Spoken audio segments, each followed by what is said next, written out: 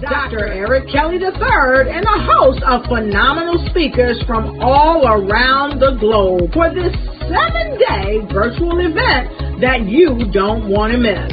The mission of the Black Business Expo is to raise scholarship money from kids all the way from high school all the way from college. The Black Business Olympics is one of the largest Black business showcases in the world. It is an opportunity for businesses and companies to showcase their businesses globally. We are going to be giving away laptops up to $5,000 away to students.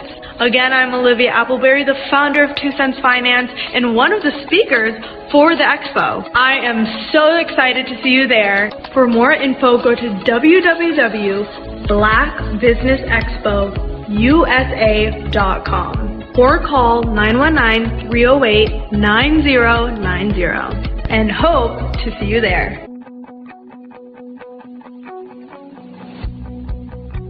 I am Black Business. From the moment I wake until the time I sleep. Yes, I am Black Business. I am Black Business. Tell me, are you Black Business? I am Black Business. Do you support Black businesses? Listen, I support Black business because I am Black Business. Black Business Expo, one of the largest business showcases in the history of Black business in the world. The world! Sign up today at www.blackbusinessexpousa.com or call 919-308-9090. I am Black Business. I am Black Business. From the moment I wake until the time I sleep, I am Black Business. I am Black Business. Are you Black Business? I am Black Business. Do you support Black businesses? I support Black business because I am Black Business. Black Business Expo, one of the largest business showcases in the history of Black America in North Carolina. Join Dr. Eric Kelly III and a host of phenomenal speakers from all around the globe for this 7-day virtual event that you don't want to miss. The mission of the Black Business Expo is to raise scholarship money from kids all the way from high school all the way from college. The Black Business Olympics is one of the largest Black business showcases in the world. It is an opportunity for businesses and companies to showcase their businesses globally. We are going to be giving away laptops up to $5,000 away to students. Again, I'm Olivia Appleberry, the founder of 2 Cents Finance and one of the speakers for the expo. I am so excited to see you there. For more info, go to www.blackbusinessexpousa.com or call 919-308-9090 and hope to see you there. I am Black Business. From the moment I wake until the time I sleep. Yes, I am Black Business. I am Black Business. Tell me, are you Black Business? I am Black Business. Do you support Black businesses? Listen, I support Black business because I am Black Business. Black Business Expo, one of the largest business showcases in the history of Black business in the world.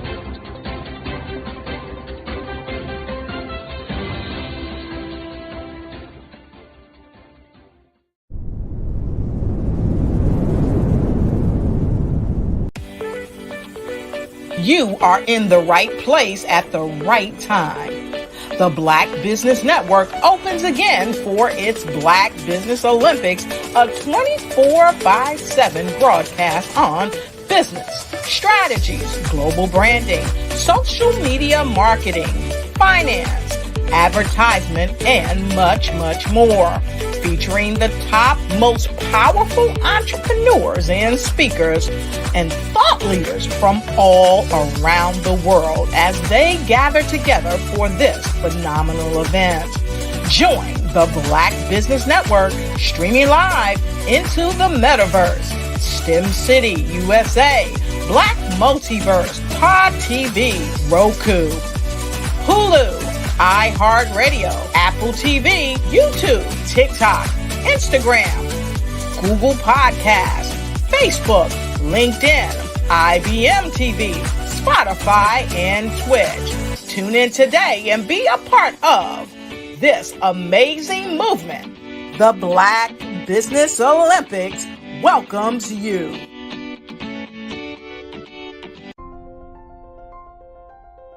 What if you could build your own city? A place where every child can find nurturing people to help them achieve their full potential. A place where every adult can access job training support.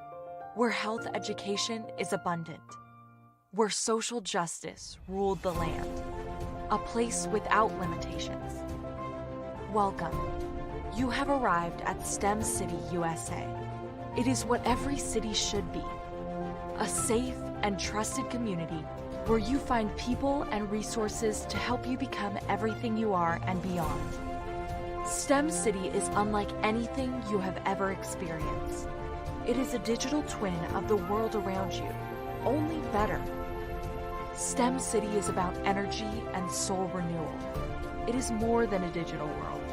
You can almost feel the power of live cultural events, music, and theater.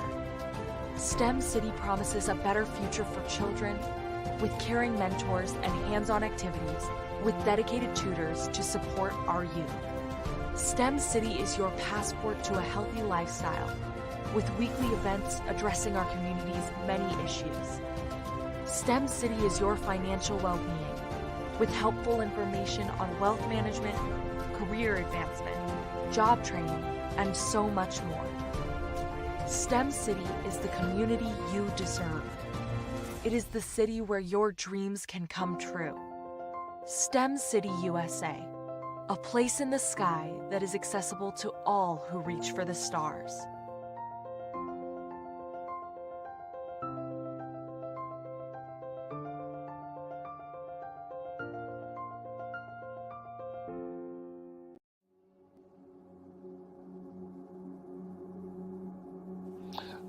I was born and raised in southeastern West Virginia, the coal fields. My father was an AME minister. For me, I was very fortunate. Even though I grew up in the segregated South, I was surrounded by flourishing Black businesses, doctors, lawyers, bankers, dentists. They were all there and they were all successful. And I guess that's part of my dream, is to see that success come back. My name is Joseph Simmons, and I am the founder of the Center for Micro-Entrepreneurial Training. We have this moment in time where we can change the trajectory of people. And our focus is on women, Black and brown entrepreneurs, and their access to capital, their ability to build thriving businesses, the ability to employ people. There's a study that showed that in those three communities, especially Black and brown communities, $1 stays in those communities for 30 minutes. In white community, $1 stays in their communities for 8 hours. So think about it. For you in a Black or brown community to get gas, to get food, to go to a restaurant, you've got to leave your community, take those dollars out of that community and take it to another community that's already being well served. So if we can reverse that, if we can go from 30 minutes to an hour to 2 hours, that's progress. That's what we need to do. I was with SCORE. And then in May of 2020, of course, the events happened in regards to the murder of George Floyd. The other thing that I was experiencing was the denials of federal funds for small businesses.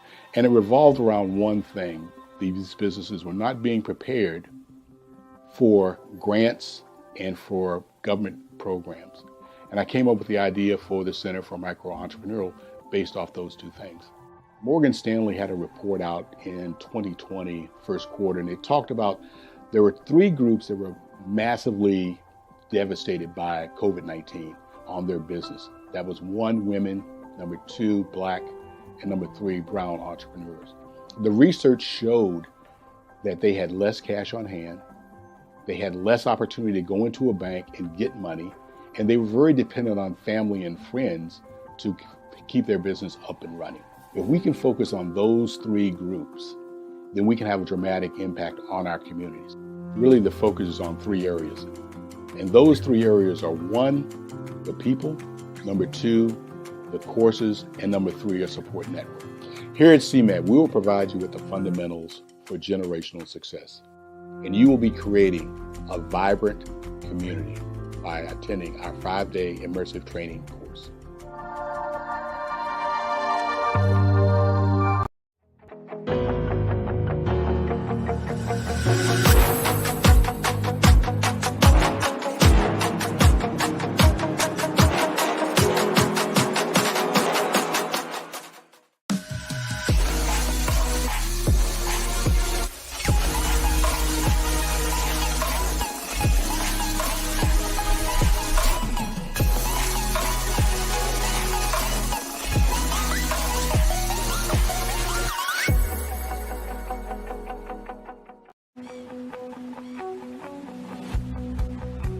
I am Black Business. From the moment I wake until the time I sleep. Yes, I am Black Business. I am Black Business. Tell me, are you Black Business? I am Black Business. Do you support Black businesses? Listen, I support Black business because I am Black Business. Black Business Expo, one of the largest business showcases in the history of Black business in the world. The world! Sign up today at www.blackbusinessexpousa.com or call 919-308-9090. I am Black Business.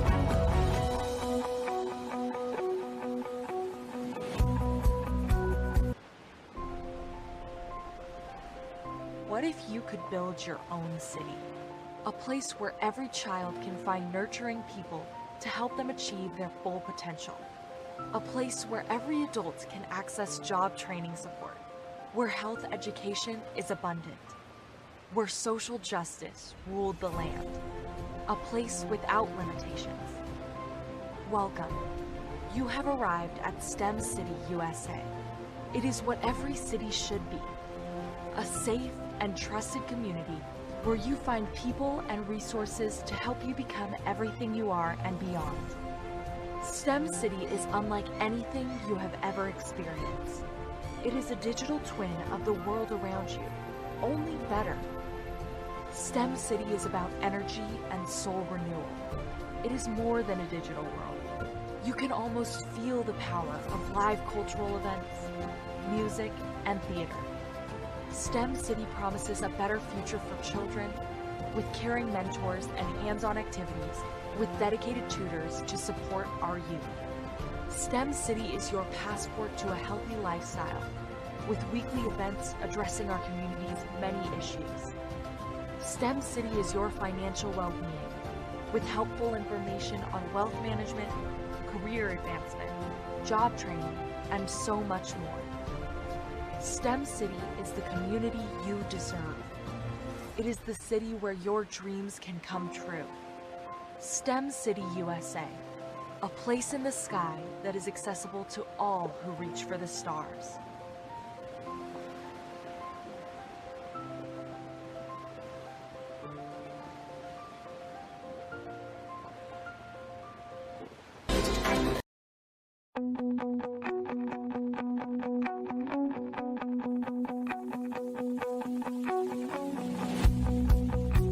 I am Black Business. From the moment I wake until the time I sleep. Yes, I am Black Business. I am Black Business. Tell me, are you Black Business? I am Black Business. Do you support Black businesses? Listen, I support Black business because I am Black business. Black Business Expo, one of the largest business showcases in the history of Black business in the world. The world! Sign up today at www.blackbusinessexpousa.com or call 919-308-9090. I am Black business.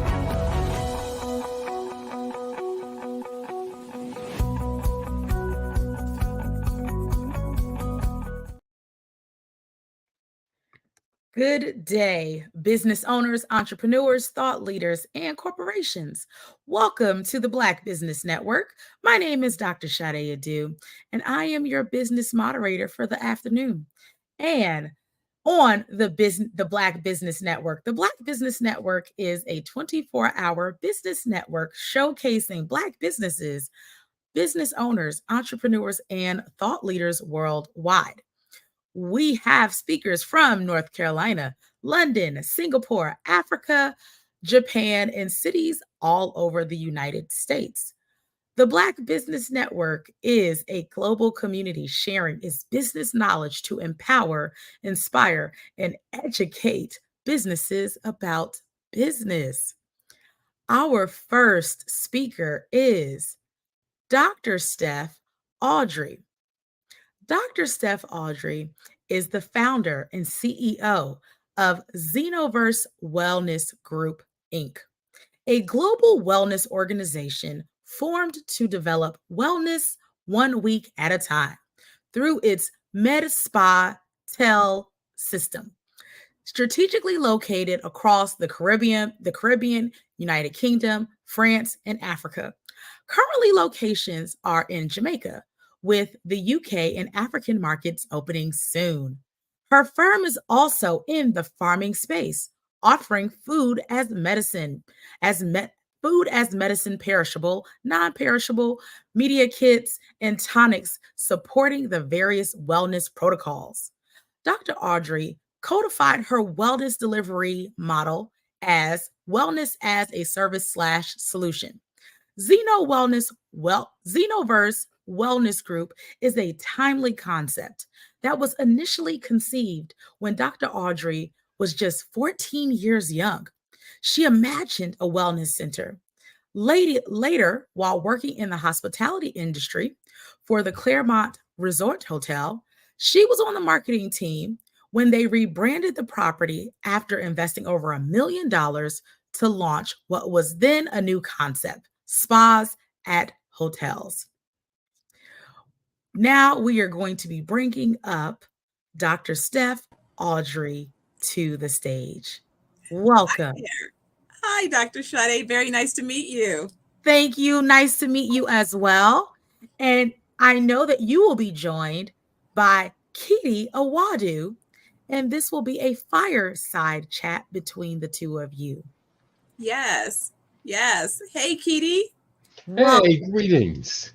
Greetings to my beloved doctor sisters. It's a pleasure and honor to be invited to this fireside chat circle.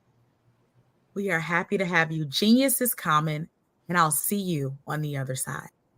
Fantastic. Hey, Kitty. Well, guess what? We get to have a conversation today about something that is near and dear to your heart. Before we jump into that conversation, I want to tell folks a little bit about you, and then I want you to chime in and add to that richness.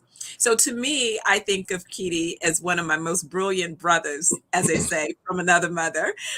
He is a magnificent researcher. He is a fabulous organic vegan chef, and an author of over 50 books that are all about helping us to understand not only nutrition, how to heal our bodies, but economics, business development, sustainable opportunities and practices, research that is very well developed and founded, based factually, and also his passion through his various media platforms in terms of educating the masses with information is just a small part of why it is I think so fondly of this brother. I'm excited about our conversation, and I want to talk about you, but the village and sustainability concepts and models that we've been discussing.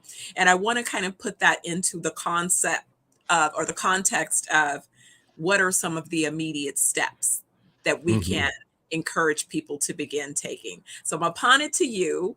You can add to my intro and then kind of give us a little of an intro into your village concept. Let's kind of lay that foundation and kind of talk about what are some steps we can begin taking to make that manifest.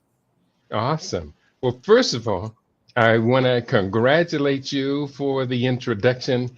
I like brief to the point introductions, and you do a good job of that, Dr. Steph. As you obviously are aware, we've done so many things. We sometimes want to talk about all those great things we've done, but when that encroaches upon the time that we need to excite, inform, and inspire other people to collaborate with us, then we got to make sure we got to make much, much more time for building forward. And that's why I'm very excited to be talking today about our idea of self-determination, intentional communities. Self-determination is, of course, the Kwanzaa principle of kujichagulia, the Swahili word or phrase for self-determination. I am honored to have just spent much of the morning. I prepared all week long, really for 2 weeks, preparing for the first of 3 presentations to an online community about our kujichagulia village projects. And I'm so wonderfully excited. Steps to initiate this. Amongst the first thing to initiate it is, of course, our communications initiatives. We are calling for and engaging in right now a series of digital town hall meetings where like-minded people can get together, share our common values with a stated set of goals that would unify us all towards actions to consolidate those values to be able to transfer to our generation and future generations. So the idea of intentional communities, you know, this is not new for Black people in the United States and in other countries. In putting the story together of the Kujichagulia villages, I take us back 200 years to the 1820s through the 1920s, when there were at least a minimum of 200 intentional communities, villages, municipalities put together by Black people for the best self-interest of community. In the state of Texas alone, there were 357 documented settlements of Black communities who came together to build together, grow together, educate their children together, and create preserves where they could be as autonomous as their creativity and resourcefulness would put it. Doc, at this time, you and I share this vision, and hopefully by the end of our fireside chat today, a lot more people will be thinking about joining with others for collaborative projects we call Kujichagulia villages. Well, in this, what I see is we're talking about collective enterprise. And before you and I joined the show today, there was a commercial that was airing where one of the highlights that was referenced from this micro enterprise system solution training center was that the dollars in community. So what I want to do is kind of take the villages, the Kujichagulia villages, from this idea of the vision to kind of great, let's talk about what's happening right now in communities, in economies, right? Because let's move it from, there is a history, and I realize that there's a lot of people that are not aware of the history. They're not aware of villages and structures. You know, when we travel around the world, we see different communities structured and operating and functioning. So again, yes, this is not anything new. The challenge is, where are there communities that are set up as thriving communities across the US? And also, how can we create partnerships and alliances with those communities that are functioning and formed in other regions of the world that might benefit from some of what it is we have? What I think we have in the US, those of us who are in the bucket of, those of African descent in the country. What we've had, if we've had an opportunity to participate in business and industry, is oftentimes we've gained a lot of skills and insights on how the US operates as an economy, how it sees itself as a thriving country, right? And you build a country, you build an economy so that you can sustain yourself. And even though some of those initial practices, many of those practices are built on, the basic pillars that every business needs, is you need access to some type of raw materials, you need labor, and you need capital. At the core, that's what every business, every enterprise, every community needs as a basis to begin. Now, the US and other superpowers decided that they were going to divvy up the world and put the world as their resources so that they would have unlimited access to resources, to raw materials, and then that instead of having to pay wages, that it would be better to use slave labor, excuse me, and with that be able to build out industry and sector without having to pay for those initial investments. Same thing with the raw materials, to go to other countries and overpower the people, the natives to those lands and those economies, and take it and then repurpose it for their own benefit, and then monetize that, and then create sustainable systems and laws and all of this infrastructure that would allow that to continue. All right, we're talking about villages that can be created. And I'm kind of saying, so are we looking to do that in the US? Are we aiming to do that in other parts of the world? Kind of, let's bring it down from, the vision to where is it being executed and planned, and how then can we put in place those initial steps? Mm-hmm. You made some very salient points during that introduction to the question, of which I gathered from it that we have, to too great extent, been only in a reactive position, responding to the game being played by other players who seem to understand the game and impose their will upon us.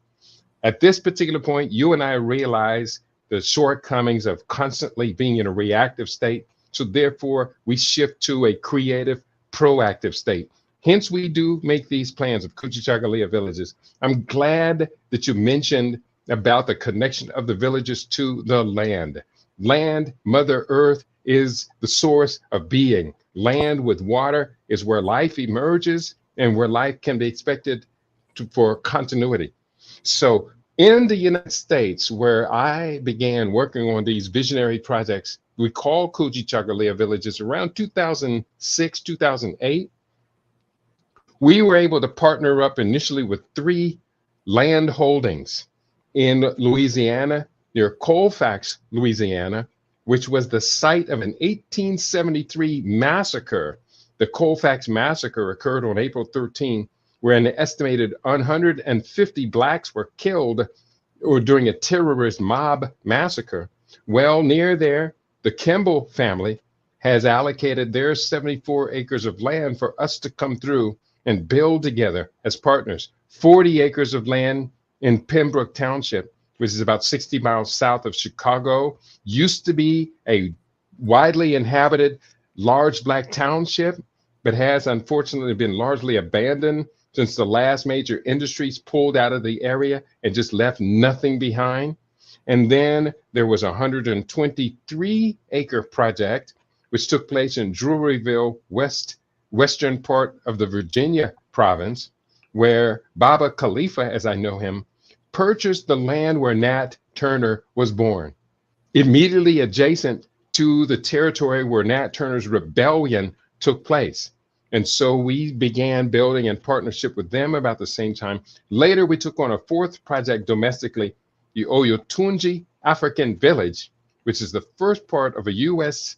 territory designated specifically for an autonomous African kingdom. So very proud. 4 domestic projects. Since I've been talking about it now, I've had 2 other people say, hey, I have, or my family has, large amounts of land that's largely become fallow, out of production. The Kujichagulia villages sound like they would be a good addition to the family's inheritance.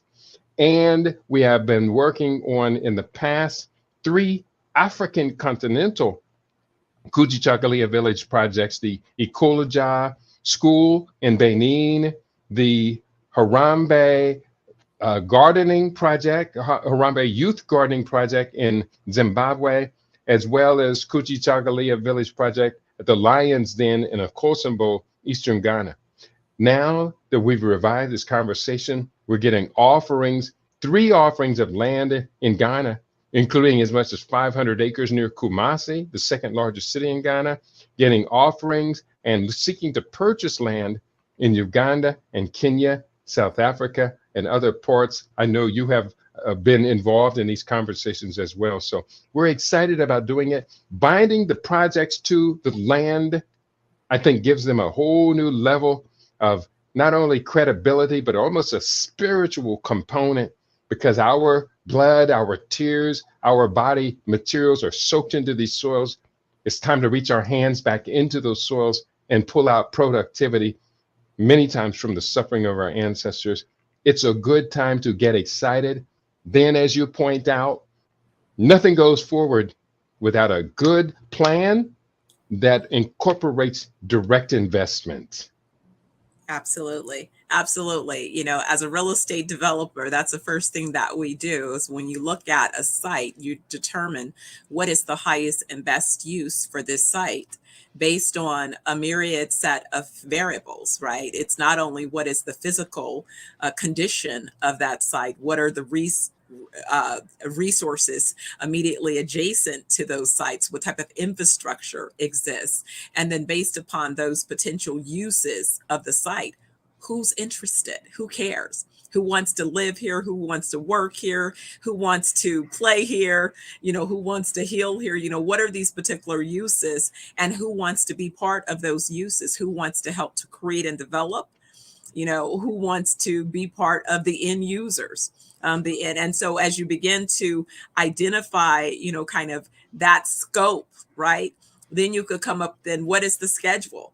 And then what is the budget that's necessary? And then you could begin going through a particular process. And so that's what I think is so important, because again, plans is how you figure out, you know, what is it that we're going to require as resources, and how then do we turn those resources into outputs, so that we're able to respond to the various types of resources that are needed to make a sustainable plan. So when you say that you started on some projects in the US, and now that the conversation has been, you know, regenerated and there's a new level of interest, what is the new kind of working timeline in terms of interest and kind of the gap of where you are in this planning process to what your next set of milestones might be? Mm-hmm. The first stage of our efforts at this time are centered around building the collaborative network. Building the collaborative network requires us to find as many like-minded people who are ready, willing, and able to go beyond mere conversational engagement towards these Kujichagulia village developments. So right now, I have scheduled and we are engaging a series of digital town hall meetings, virtual conferences similar to what we're doing here on the Black Business Network, that will bring the like-minded people together. I'm very happy, very proud that I have the book out as a working model of what we have done and what we intend to do. It's very, very clear about what our plans are, including 110 economic viabilities, practical viabilities that could be accomplished through our villages. Among the many needs, and I think this is really amongst the most important parts, that our plans must be practical at solving problems, challenges, at drawing our resources and our creativity all together to be able to put something on the table that becomes tangible. Because quite simply, I have found, and I believe you would agree, that unless we put tangibilities on the table that actually transform people's lives, the younger generations tend to look at us and roll their eyes and twist their head saying, oh boy, here comes some more of that old folks black talk. Well, I agree with the young people. They need much more substance than that. They need something that's going to be a part of their tangible reality. Does it not only put food on the table, but does it buy a table? Does it secure a home to put the table in? We're going to have to be thinking at that level. So we are building this constituency. I have produced a set of 10 1 to 90 minute, 1 hour to 90 minute broadcasts focusing on specific avenues of Kujichagulia village developments, such as the history of Black towns and how did they capitalize on what I call the 6 pillars of empire to come into existence. And if they no longer do exist, what led to the downfall of Black Wall Street, of Colfax and Rosewood. Boley is still around, but Boley is nowhere near its glory when it was one of the very symbols of Black autonomous and sovereign success in the United States.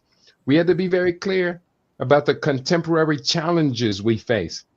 African Americans, this beautiful people to which you and I have our loyalty and allegiance, African Americans are not particularly healthy in an environment where the nation, compared to other wealthy developed nations, is not a healthy nation. So if we are the sickest within a sicker nation, we have to ask the question, at what point do we take responsibility for changing this reality?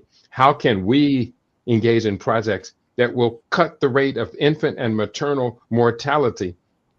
Because quite simply, if we cannot replicate ourselves, if we cannot maintain our progressive demographics, we lose everything. At present, African Americans contribute out of pocket $94.1 billion annually to be the sickest people in the sickest nation. That $94.1 billion would be much better off if we could recapture it through our global wellness development projects, which you and I spend a lot of time talking about. If we could recapture even 40 to 50% of that amount of money, that will allow us a lot of strategic money for capital direct investment.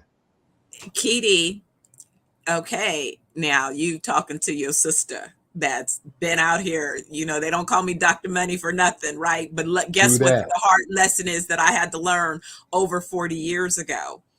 Just because we know who needs what we have to offer the most, those are not the first consumers. The people that need what we have to offer the most are not the first consumers, because they are looking to everyone else for validation first. So what you have to accept, and it's a tough thing to reconcile, that yes, we're working to educate our folks, but at the same time, that education, they will take it and take it and take it and not react to it until it has been endorsed or validated by others, because that is how they have been brainwashed. And so what we have to understand when we are creating solutions, right? And we know who needs those solutions, we have to first make sure that we're sustainable, meaning we have to survive first. So we have to go to the markets that will pay for us to exist so that we can have enough of something to then really spend the time on educating. I was thinking about this, and maybe this will make it more clear. I was talking with Doc. He's in London, and he was talking about how he was going to treat several patients, but because in the UK, they have free healthcare. So most people don't pay out of pocket for anything.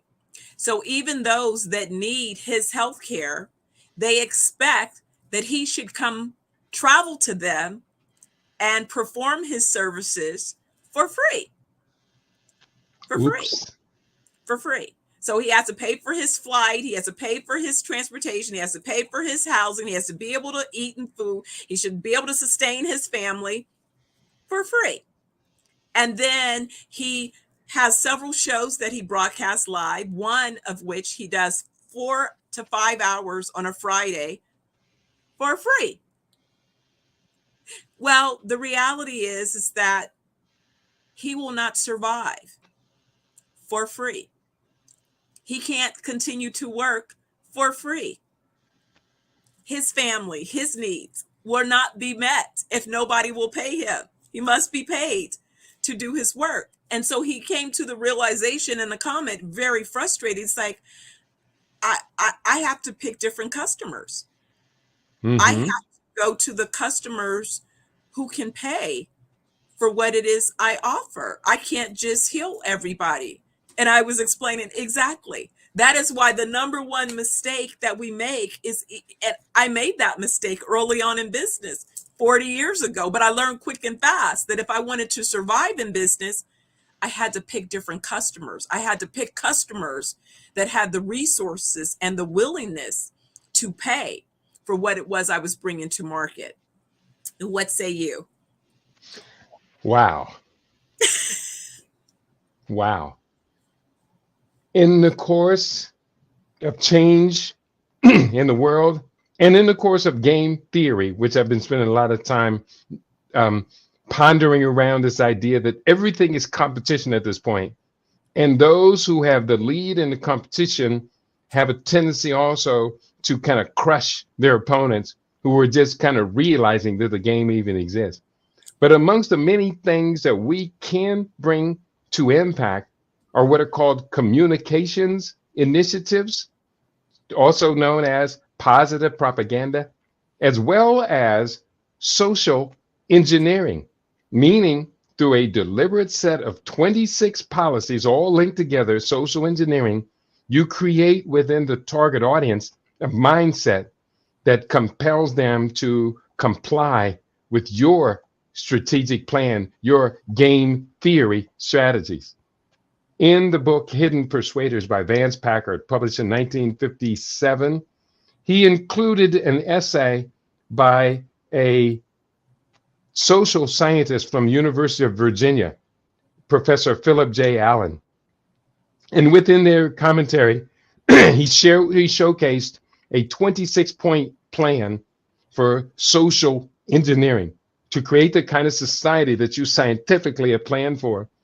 I'm not going to read that. I do include that in the book, Kujichagulia Villages, to understand, yes, we recognize we're coming from a tremendous deficit, but the tools exist for us to overcome this deficit. We have to just to apply the tools with enough persistence until we finally seize the momentum and can build on the other side of we're winners now. And we know we're winners, and here's what winners do. But these do require sufficient financial backing to constantly communicate the defined values that wish to be installed and instilled within the target audience, to be very consistent, to incorporate all of the major social institutions, education, religion, leisure time, mass communications, education. All of these are incorporated towards a master plan.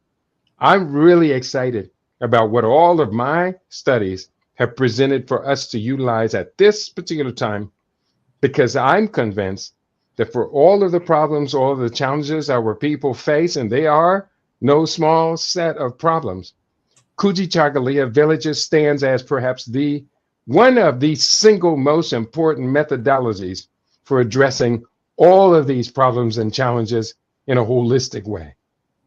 Absolutely. Well, I think that it's important to have, this is, a lot of what people don't realize is that there's a lot of thought leadership, think tanks that are formed to study different topics, different elements, different interests. The Milken Institute.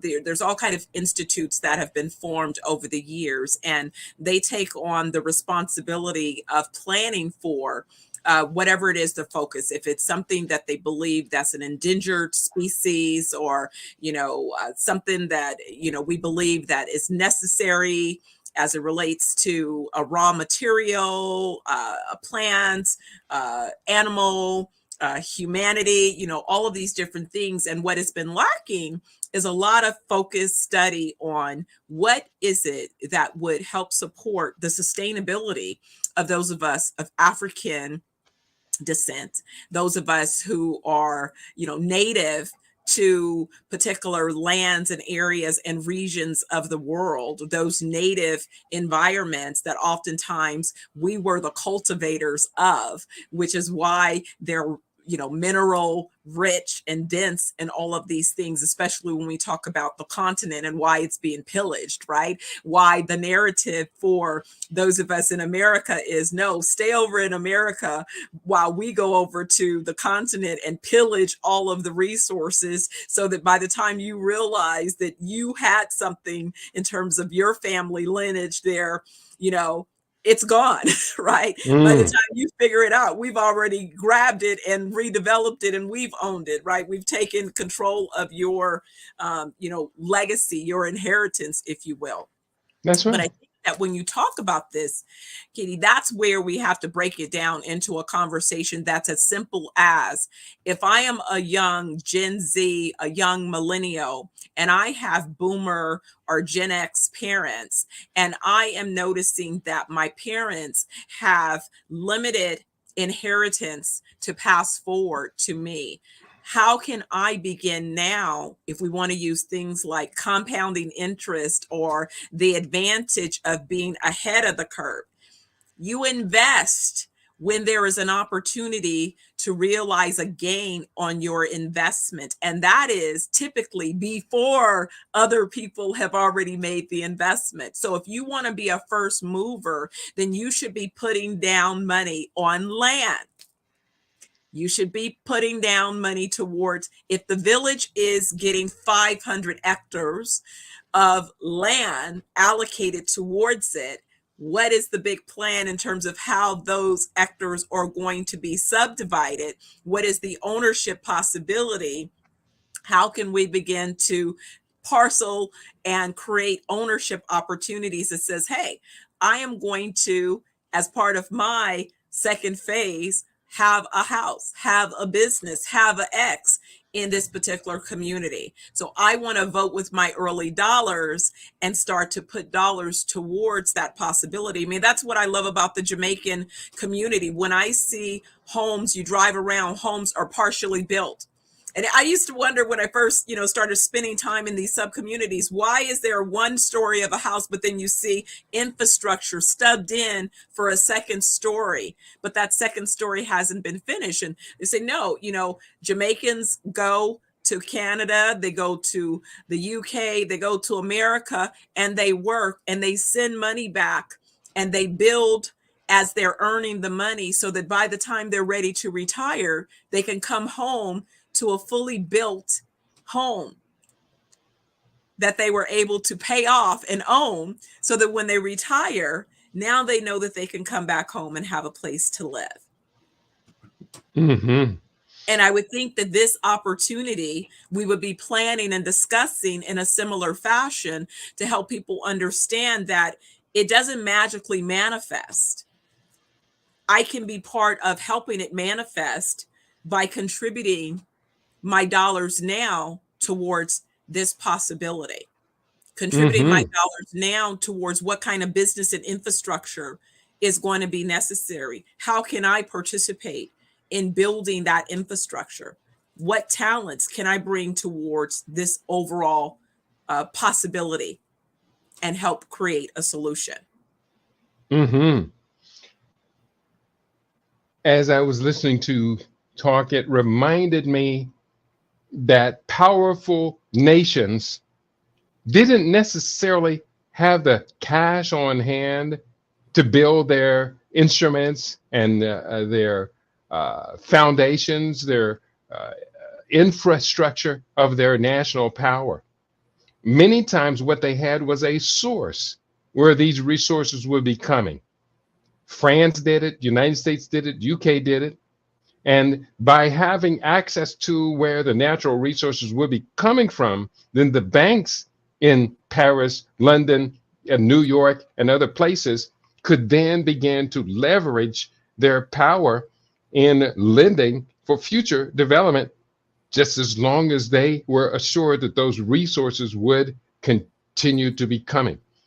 That all now is reflecting on one of the latest trends happening in global economics in fintech, financial technologies, that we're seeing the rise now of central bank digital currencies, what are called CBDCs. And with now the impact and the influence and the immediate arrival of CBDCs, we can look at Zimbabwe as a classic example. I'm not going to relate the history of how Zimbabwe's economy has been trashed for up to 30 years because Western opposition to the governance of Robert Mugabe, who Africans regarded him as one of the last of the great liberation heroes, but the West regarded him as a pariah that they could not control. So they destroyed Zimbabwe's economy by hyperinflating the money, printing Zimbabwe currency in huge amounts in Germany and other places, and then shipping them into the country. It was outrageous what was happening. But now Zimbabwe has launched the first African central bank digital currency called the ZIG, Z-I-G. And with the ZIG is now backed by gold. We recall the US took itself off of the gold standard and many other nations followed and then went into the SWIFT system, which was dominated by the US petrodollar for 30 years. Again, that's history. We don't need to repeat all of that. But the future is central bank digital currencies backed by and backing the sovereign wealth of that nation. And so in attempting to destroy Zimbabwe's currency going forward, they would have to destroy the international gold market. And that quite simply is not going to happen. I ask this question frequently of African Americans, and I wish they understood the question the way it means. What would you do if you had access to a $24 trillion line of credit? Well, the answer is I would do everything, including the following, which have been my goals and plans. Well, this is what the Western banking institutions have been enjoying as they have controlled natural resources from around the world. They have been enjoying quadrillions of dollars of lines of credit. And they use those lines of credit to suck the money out of the working population, who don't work for fiat dollars. We work for labor added value in our currency, but the big banks take that and turn that into fiat currency. I hope that wasn't too complicated, but we're starting now to figure out global economics at a whole new level. Yes, but you touch on something that is critical. I mean, this is one of the things that I keep expressing in my other hat of business, Blue Diamond Capital, where I help to not only direct but advise companies around their commercial financing requirements, building out sufficient capacity so that they could grow. But capital is available in abundance. If it is that you're not successful with capitalizing your business, your vision, your business plans, it's because you're not understanding what it takes to access the capital, meaning that you're not presenting your business in a manner that can allow it to be capitalized. It becomes very simple, but it's information that you must know and understand. I was explaining this to an entrepreneur the other day. If you've been working as an employee and you think of capital from the standpoint of the employee, but now you're operating a business, you are not looking at capital through the appropriate lens. Because Correct. Capital for a business is very different than the realities of capital when you are an employee. As a business, you want an unlimited set of lines of credit, of access to resources, so that you can continue to sustain and expand your business when you have a viable business model. But that's what's required, is a viable business model. in order to attract capital and all of the resources necessary. So I think when you talk about these countries and the country plans and building out the village and building out the sustainability, we must understand those tools. We must understand and pay attention to how our countries repositioning themselves for growth. Yes, many are moving to digital currencies that are backed by gold. What does that mean?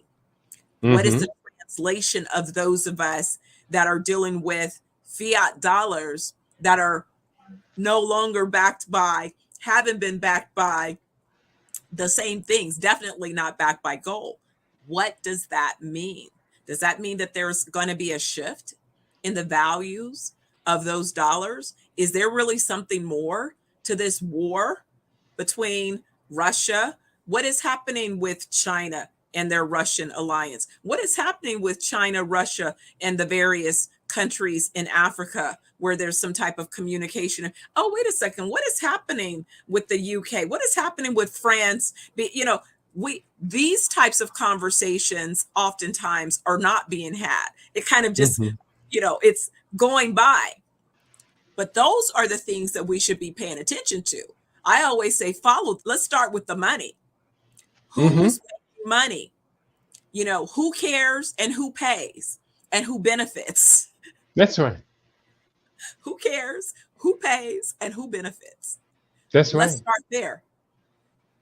And I think one of the things that leads to our misunderstanding and our shortcoming is a lot of us don't understand the distinction between what you and I are referring to as fiat currency and what I call LEDs, labor earned dollars.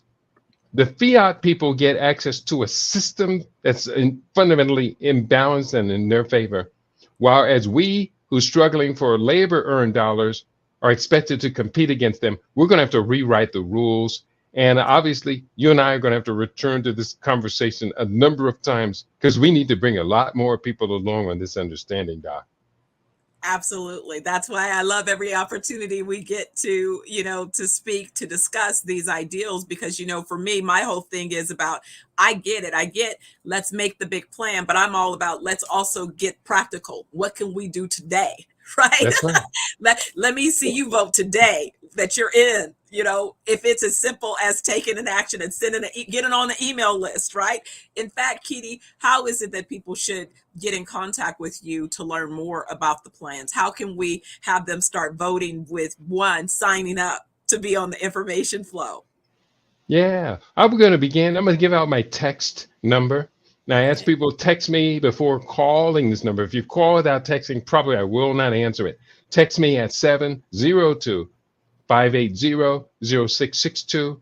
And much of what we focused on today was the plans now to build out, again, the Kujichagulia villages. Well, that is the website, Kuji, Kuji, Chagulia, Chagulia, Kujichagulia villages.com. You'll see the book, videos, and other things related to that. And I look forward to collaborating, cooperating, and building together with my Black Business Network family. And you, Doc, you know how we roll.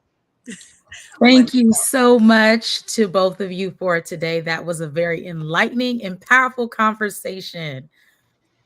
Genius is common, and I'll see you on the other side. Thank Good you. to see you, Doc. For having us.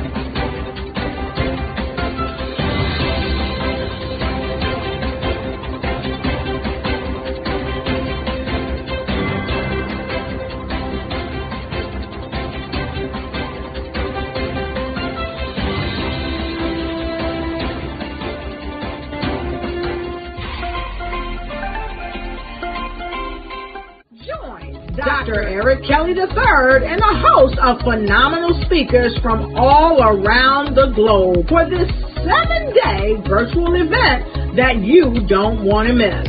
The mission of the Black Business Expo is to raise scholarship money from kids all the way from high school, all the way from college. The Black Business Olympics is one of the largest Black business showcases in the world. It is an opportunity for businesses and companies to showcase their businesses globally. We are going to be giving away laptops up to $5,000 away to students. Again, I'm Olivia Appleberry, the founder of 2 Cents Finance and one of the speakers for the expo. I am so excited to see you there. For more info, go to www.blackbusinessexpousa.com or call 919-308-9090 and hope to see you there. I am Black Business. From the moment I wake until the time I sleep. Yes, I am Black Business. I am Black Business. Tell me, are you Black Business? I am Black Business. Do you support Black businesses? Listen, I support Black business because I am Black Business. Black Business Expo, one of the largest business showcases in the history of Black business in the world. The world! Sign up today at www.blackbusinessexpousa.com or call 919-308-9090. I am Black Business. I am Black Business. From the moment I wake until the time I sleep, I am Black Business. I am Black Business. Are you Black Business? I am Black Business. Do you support Black businesses? I support Black business because I am Black Business. Black Business Expo, one of the largest business showcases in the history of Black America in North Carolina. Join Dr. Eric Kelly III and a host of phenomenal speakers from all around the globe for this 7-day virtual event that you don't want to miss. The mission of the Black Business Expo is to raise scholarship money from kids all the way from high school, all the way from college. The Black Business Olympics is one of the largest Black business showcases in the world. It is an opportunity for businesses and companies to showcase their businesses globally. We are going to be giving away laptops up to $5,000 away to students. Again, I'm Olivia Appleberry, the founder of 2 Cents Finance and one of the speakers for the expo. I am so excited to see you there. For more info, go to www.blackbusinessexpousa.com or call 919-308-9090 and hope to see you there. I am Black Business. From the moment I wake until the time I sleep. Yes, I am Black Business. I am Black Business. Tell me, are you Black Business? I am Black Business. Do you support Black businesses? Listen, I support Black business because I am Black Business. Black Business Expo, one of the largest business showcases in the history of Black business in the world.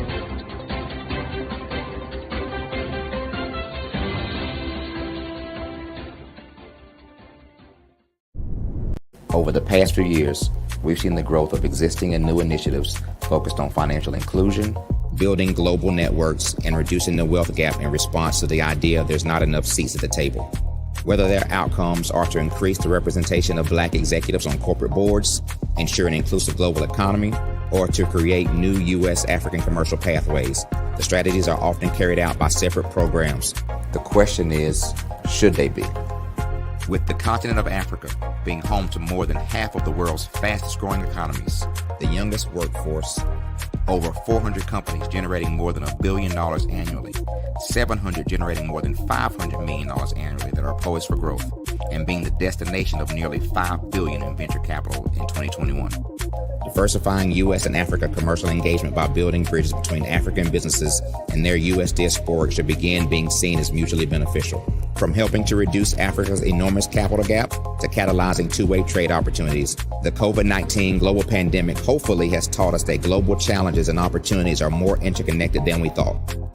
During the pandemic, African companies like Unicorn Flutterwave, insurance provider Reliance Health, ride-hailing app Yasir, and 54Gene, the continent's first bank of DNA on people of African descent, proved that when African companies have access to networks, capital, and information, they grow big, grow fast, and create solutions that are valuable to the world. This is why Be Direct was created. We are the first U.S.-based but African-centric board preparedness and board search company designed to connect U.S. Black talent and corporations to African businesses. Unique and fundamental to Be Direct's success is our process of helping board candidates adapt their experience and networks to an African context before they're connected to high-growth companies that are looking to locally and globally scale. From our focus groups with African business execs and government leaders, we don't ignore the sentiment that business is easy, but people are hard. Having a pool of board candidates with hard-to-access networks and extensive experience across the business life cycle, including successfully raising capital, is table stakes for an initiative like this. So yes, we have that. But corporate or entrepreneurial success in the U.S. does not guarantee success in Africa. Developed alongside industry partners on the continent, our training program, Be Direct Prep, is designed to transpose their experience to create cultural comfort, understanding, and a commitment to helping businesses in Africa scale. Our board governance sessions are African continental and country specific, integrated with cultural awareness and dexterity training, masterclasses led by African industry execs, and mentoring and coaching from African continental-based facilitators.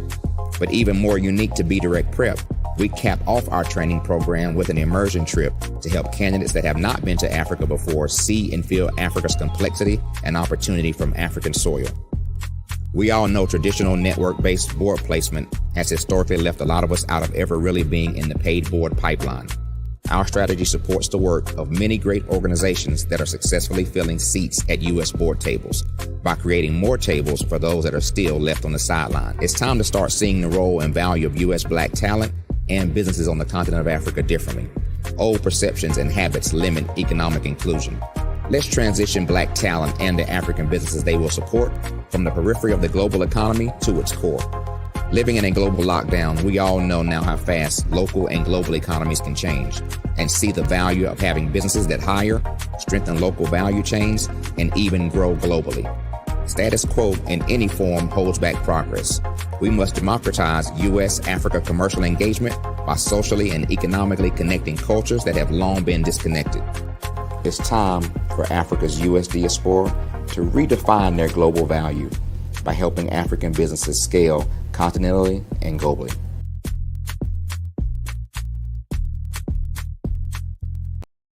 I am from Washington, D.C., but I was raised in Durham, North Carolina.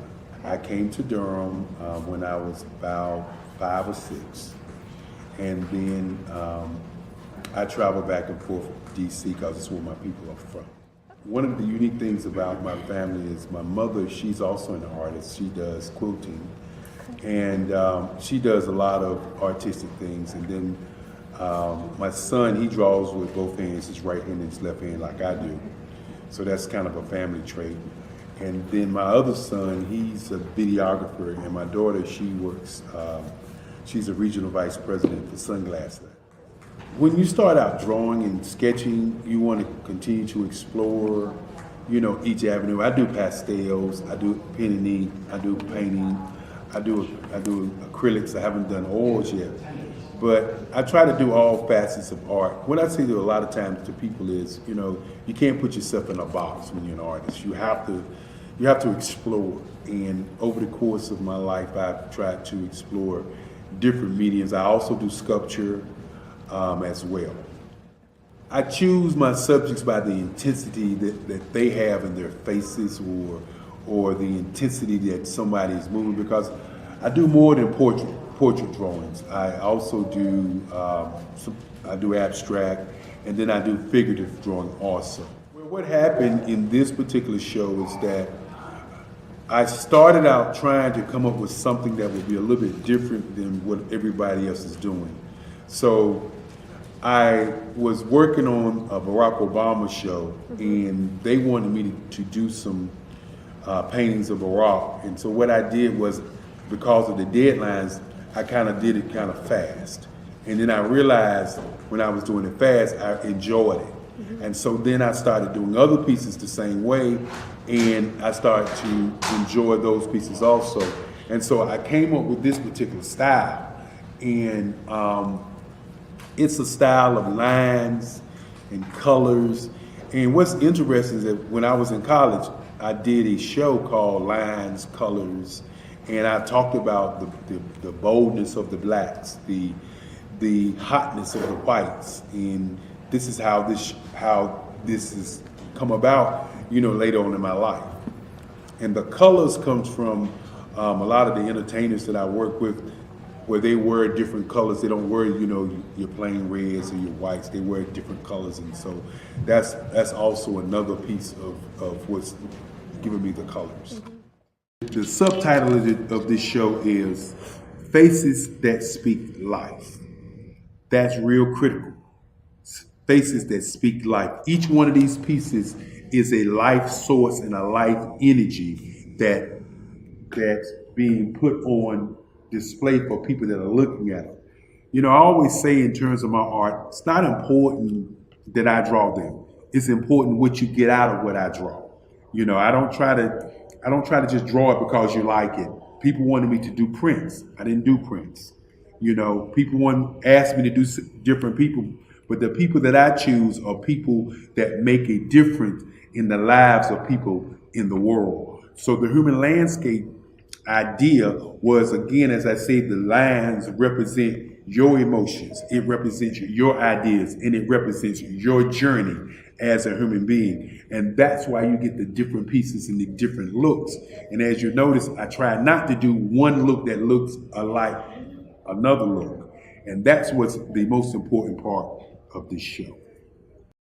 Artist to me is a creative expression of something from nothing. It explodes onto the canvas, or it explodes on in my work. One of the things that I try to do more than anything is I try to just give the lines and the movements and emotions and expressions into what I do. Art really means to me a chance to express how I feel deep down inside. Most of my art begins as a thought that I might have, whether it's sports, whether it's history, whether it's a woman or a man. It pretty much starts as an idea of thought before I get into the actual image of what I'm going to draw. I do a lot of historical pieces. I was a history minor in college, and I love to do history pieces. And a lot of times I'm thinking about history, and then I try to make that history impact you as you look at it. That's one of the reasons I do pictures so large. People ask me, why do I do the pictures so big? And I tell them, I want the piece to impact them as they're looking at it, to kind of dominate them, dominate their space. And most of my pieces I try to do off page. I don't try to do anything that's going to be in those four corners or in a square. And I want your imagination to be a part of the piece that you're looking at.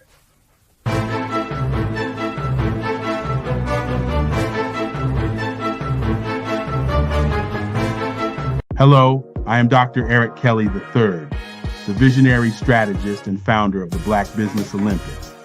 I invite you to showcase your Black-owned businesses on the Black Business Network global stage.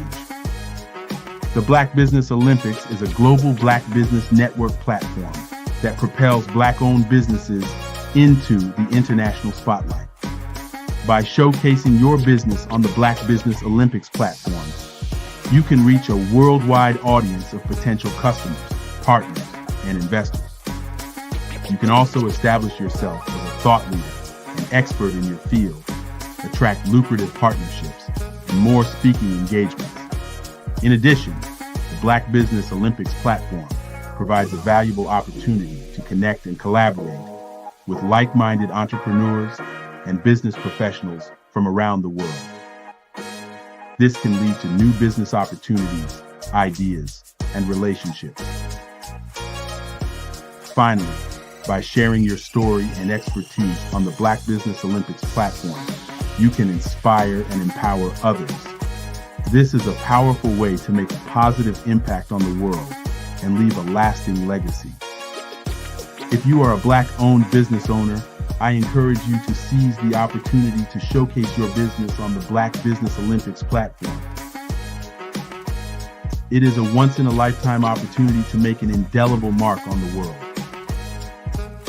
Be one of the 1,000 visionary entrepreneurs who are changing students' lives, shaping industries, and leaving an unforgettable legacy for their families. Unleash your voice on our global stage and watch your business thrive. Black Business Olympics is one of the largest Black business showcases in the history of Black business in the world. Yes, the entire world. Just give me a call today at 919-308-9090.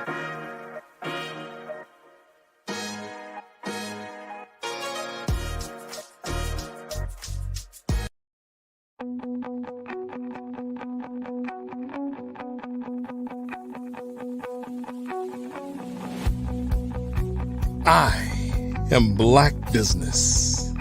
From the moment I wake until the time I sleep. Yes, I am Black Business. I am Black Business. Tell me, are you Black Business? I am Black Business. Do you support Black businesses? Listen, I support Black business because I am Black Business. Black Business Expo, one of the largest business showcases in the history of Black business in the world. The world! Sign up today at www.blackbusinessexpousa.com or call 919-308-9090. I am Black Business.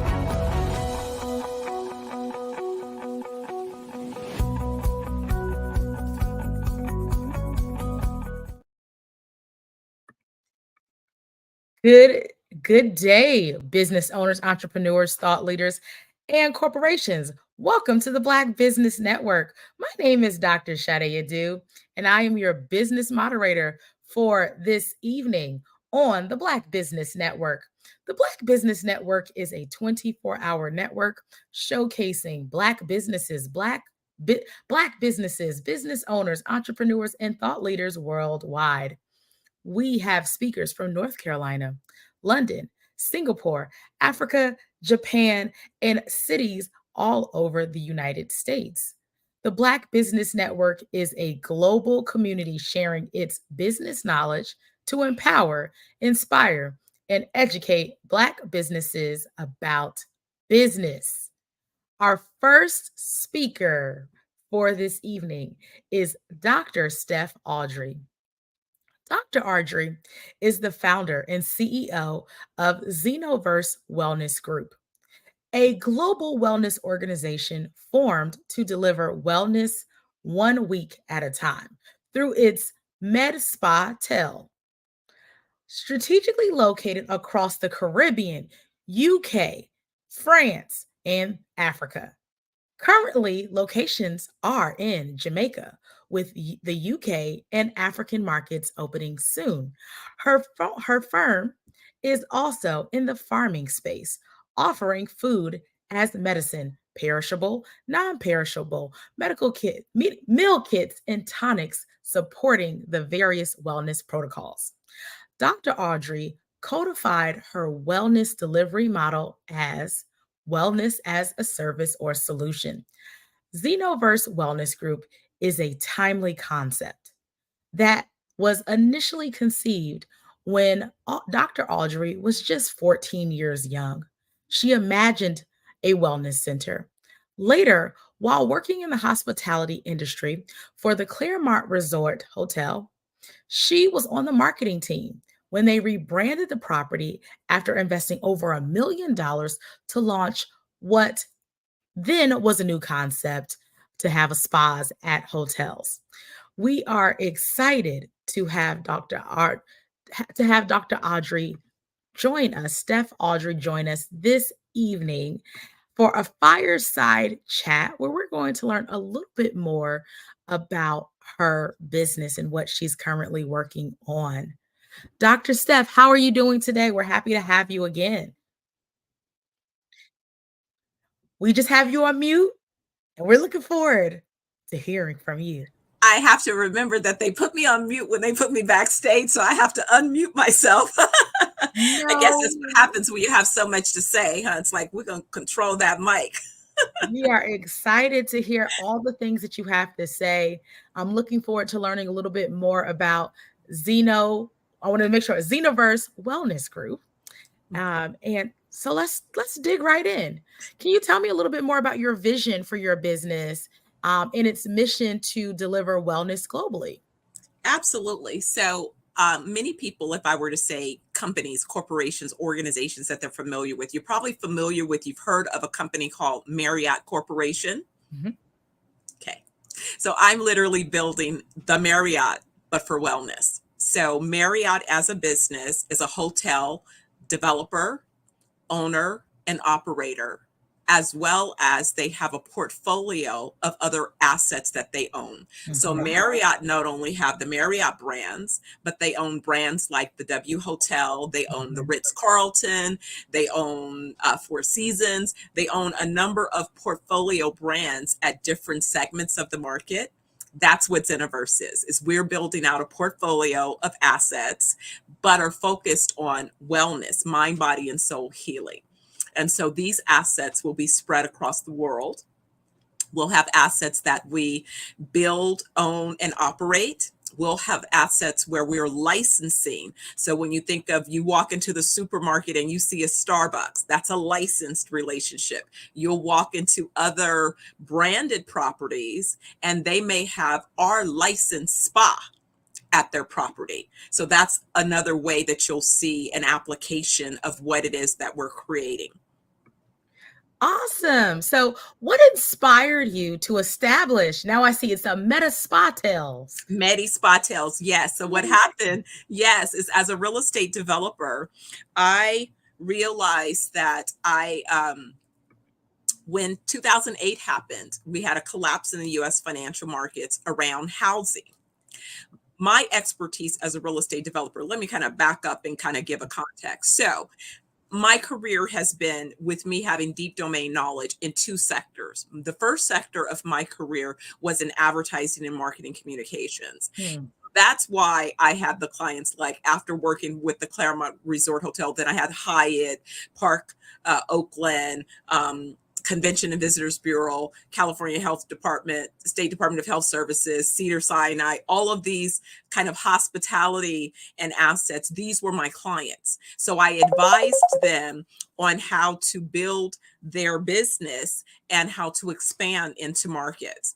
I was providing them with particular solutions. And then after that, I was advising the National Conference of Black Mayors. And so I was giving them advice on their various cities on economic development opportunities.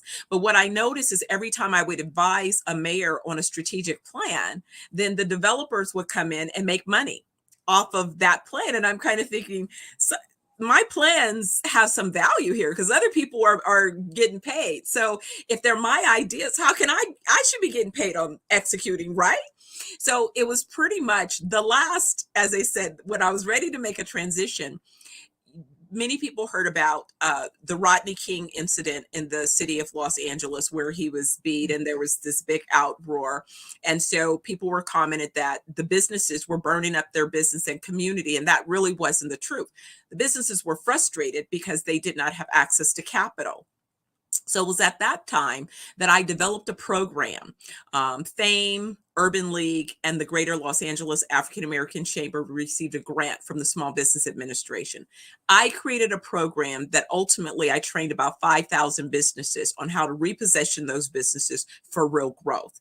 And typically businesses were not used to having access of someone like myself, because remember, I contracted with Fortune 500 companies like your traditional McKinsey's and other management consulting and major agencies. So if you weren't investing millions of dollars at a time, you wouldn't typically have the expertise of our team to support your businesses. And so most small businesses don't understand investing in strategy, which is sadly why many of them don't grow and scale. So anyway, fast forward.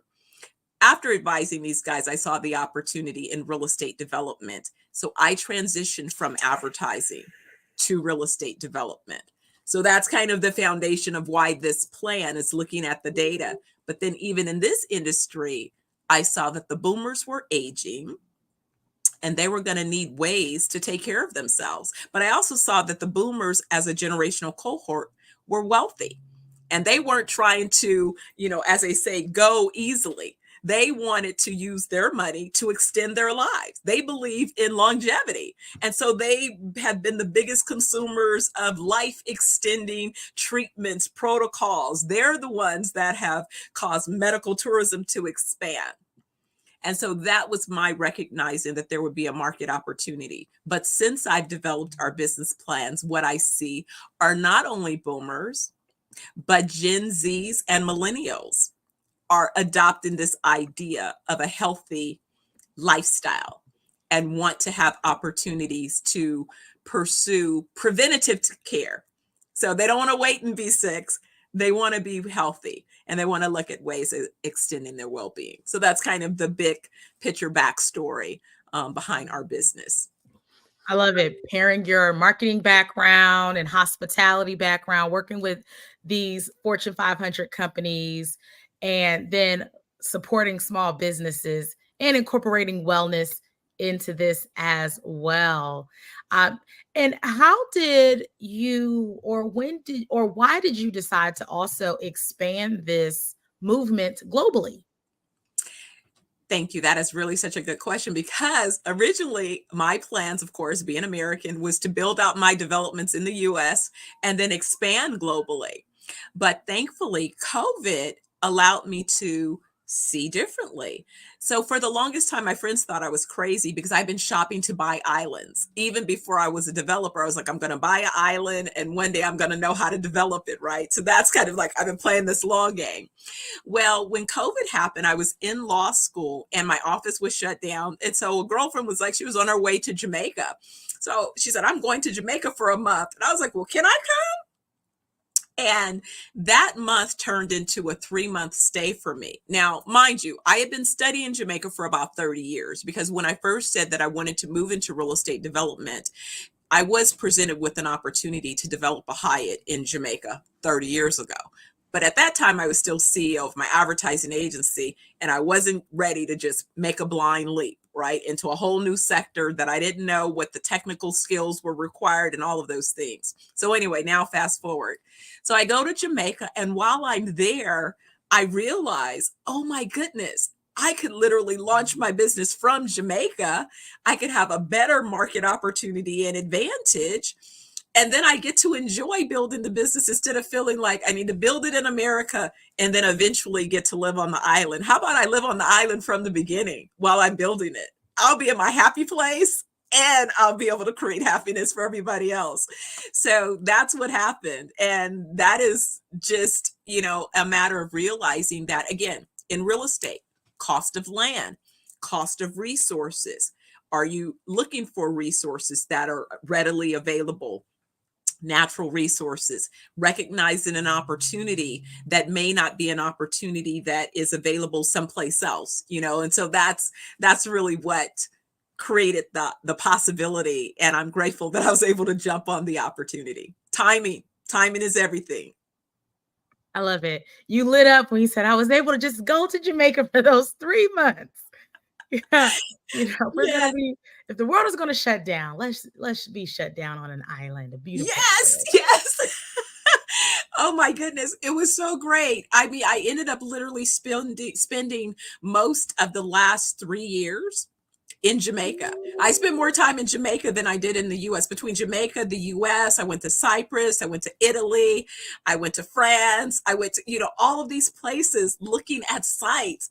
I'm on my way back to the Bahamas to meet with some more money folks, and then we're on our way to Senegal. So, I mean, it's like, yes. I love it. Part of wellness is happiness. So I'm happy that you are happy. That makes it so exciting. Speaking of this wellness movement that you are creating, what differentiates you from other wellness organizations that are in the marketplace? Absolutely. So I think it's a lot of what it is we've not only determined as our treatment protocols, but so my chief medical and research officer, Dr. Aubrey Oliver, is my partner in executing these business plans, and he is a functional medicine physician. And so he has been treating patients for the last 15 years, developing his practices and protocols. And so what's happened is after you have about, you have 15 years of patient experience and outcomes, then you begin to really see that what you know as solutions to address sort of lifestyle chronic conditions, that these outcomes are real. And so that really was, I would say, is the blessing as we met while I was in Jamaica back in 2020. We met at a meeting about those of us who were looking to produce wellness resorts in Jamaica. The thing is that I was not on the guest list, and I didn't even know that that was the purpose of the meeting. I just happened to be a tag along and popped in the room where they were going to be meeting to get some water. And then somebody told me to stay. And then I learned the purpose of the meeting. And then it was like, oh my gosh, she's the reason that we're meeting. And I'm like, who knew? So that's when you know that there's some divine intervention in all of this. But that's part of what makes what it is we offer unique. Our team, when you go to a spa, you expect to see licensed estheticians providing spa-related treatments, but you're not always receiving treatments from practical nurses or nurse-guided treatments or medically formed nutritional plans. You're not getting those types of solutions. That's what we provide. That's why we know when we get you there in that 7 days, we can guarantee that you're going to get a proper detox to your gut that was formulated for your gut. It is not going to be a one-size-fits-all solution. That is why we know once we address your gut needs and then start to provide you with phytonutrient, nutritionally dense foods to replenish your body after your gut has been stabilized, that you will be knocking on our door trying to come back. We won't have to beg you to come back. We get you there in that first 24 hours and everyone's already trying to rebook their next wellness week because you start feeling so good. And once you start feeling good, there's nothing like feeling amazing. I like how this sounds. I'm like, oh, I want to feel amazing. I know the people watching, we want to feel amazing. We want great gut health. Dr. Shade, let me tell you, I reversed my body from where I was in August to, so typically, all of the things that so-called as you mature, middle-aged woman, what you're supposed to experience. I reversed my body back to my 25-year young self.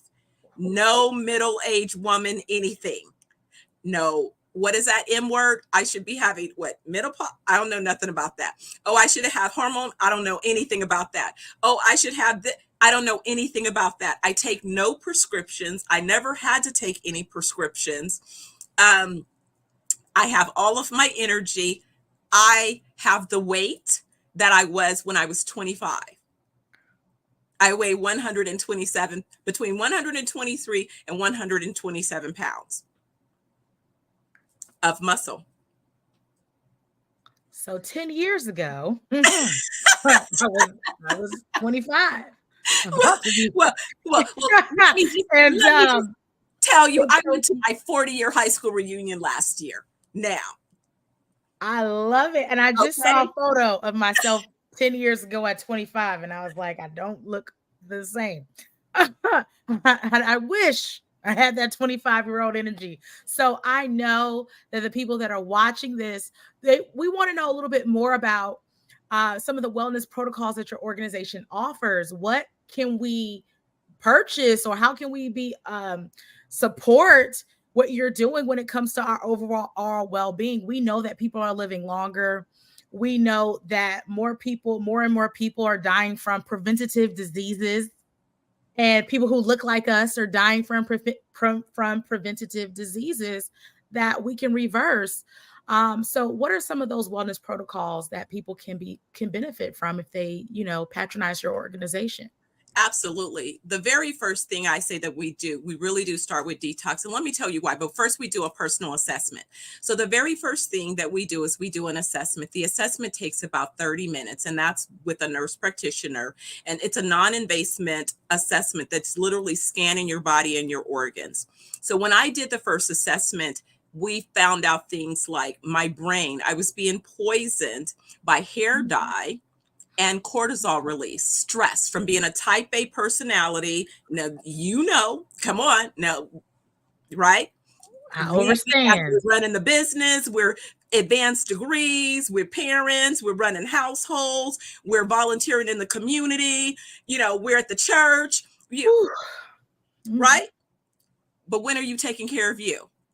And when are you considering that all that movement is not allowing your body to be in balance? And that at the same time, there is a chemical release that's happening internal to your body. And so deodorant, I stopped using deodorant. I don't use body lotion. I don't buy any of those things. Everything that I use is from a natural source. And I have to verify that, because that's the other trick. Is I noticed in the US market, the more we start educating people on what to look for, the more they start changing the names of things. Like, we know vegetable oil and canola oil are straight petroleum poison. Well, now they've changed it to rapeseed oil. Look on your products, read the ingredient list. Almond milk. Almond milk has a filler in it that's meant to be a pesticide. Cruel. Why would you pay more for something that's supposed to be healthy to find out that you're being poisoned faster? I was just reading, men, don't take Advil or any type of aspirin that has ibuprofen in it. That kills your testosterone.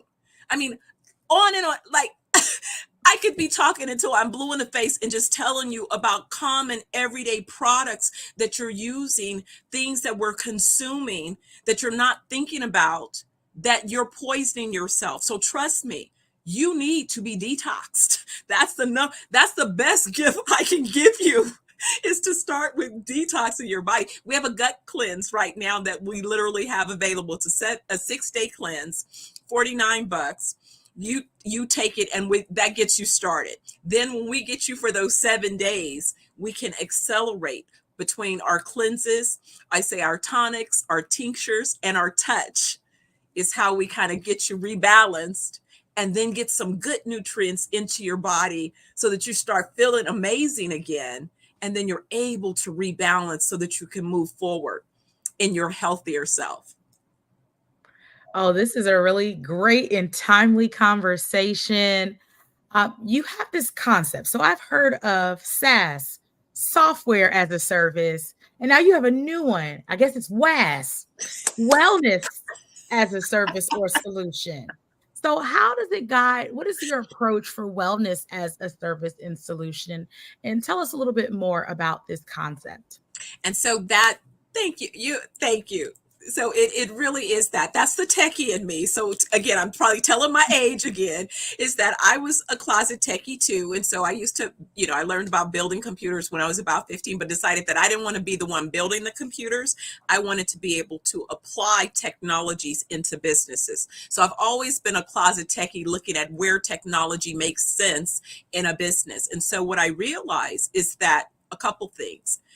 for people to adopt alternative wellness treatments, is they have to be presented and delivered in a similar system to how the sick care system has been structured and delivered, because that's what they've been oriented to know. So they know that they go to they pay for sick care insurance, and then they go to sick care and they buy sick care drugs to continue that system.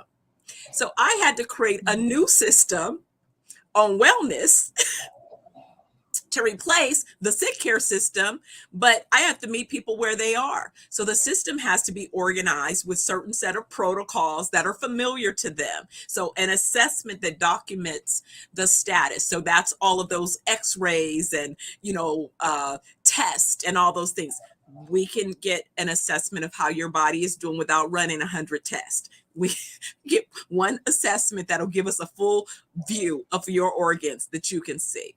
And then with that view of your organs, now we can tell you, here are the things that we believe we want to do to help those organs begin to heal themselves. So let's document that journey. So what we do is we have a technology that's going to allow us to capture not only your medical history that you want us to be familiar with when you come, but also the protocols. What is it that we're recommending for you? Capturing all of those protocols so that we can monitor the progress and the outcomes. Because again, something that you may begin with to detox your body today is not going to be the protocol that you may need in 60 to 90 days. Once we've got you detoxed, now we want you to go to another protocol that's going to help you with whatever your personal goals are. So I mentioned that I reduced the weight and I reduced the toxins out of my system. But then I wanted to regain natural weight, healthy muscle. And at my age, it becomes more challenging to develop that muscle. So I have to be very deliberate about what protein I'm using, how much protein, when I'm consuming that protein. Again, so that I can then couple that with my physical efforts to then begin to develop those muscles. So we're codifying those physical treatments as well. And then lastly, the herbal remedies. Again, a lot of times why people don't take herbal remedies is they don't know how to dose them. I'm codifying how we dose herbs so that you'll be able, just like the sick care folks, to formulate. We'll know if you have this ailment, our AI activated system will go boom, boom, boom, boom, boom, boom, boom, boom, boom. And then based upon your particular allergies, sensitivities, then this is the formula for Dr. Sade to have to address her particular concern.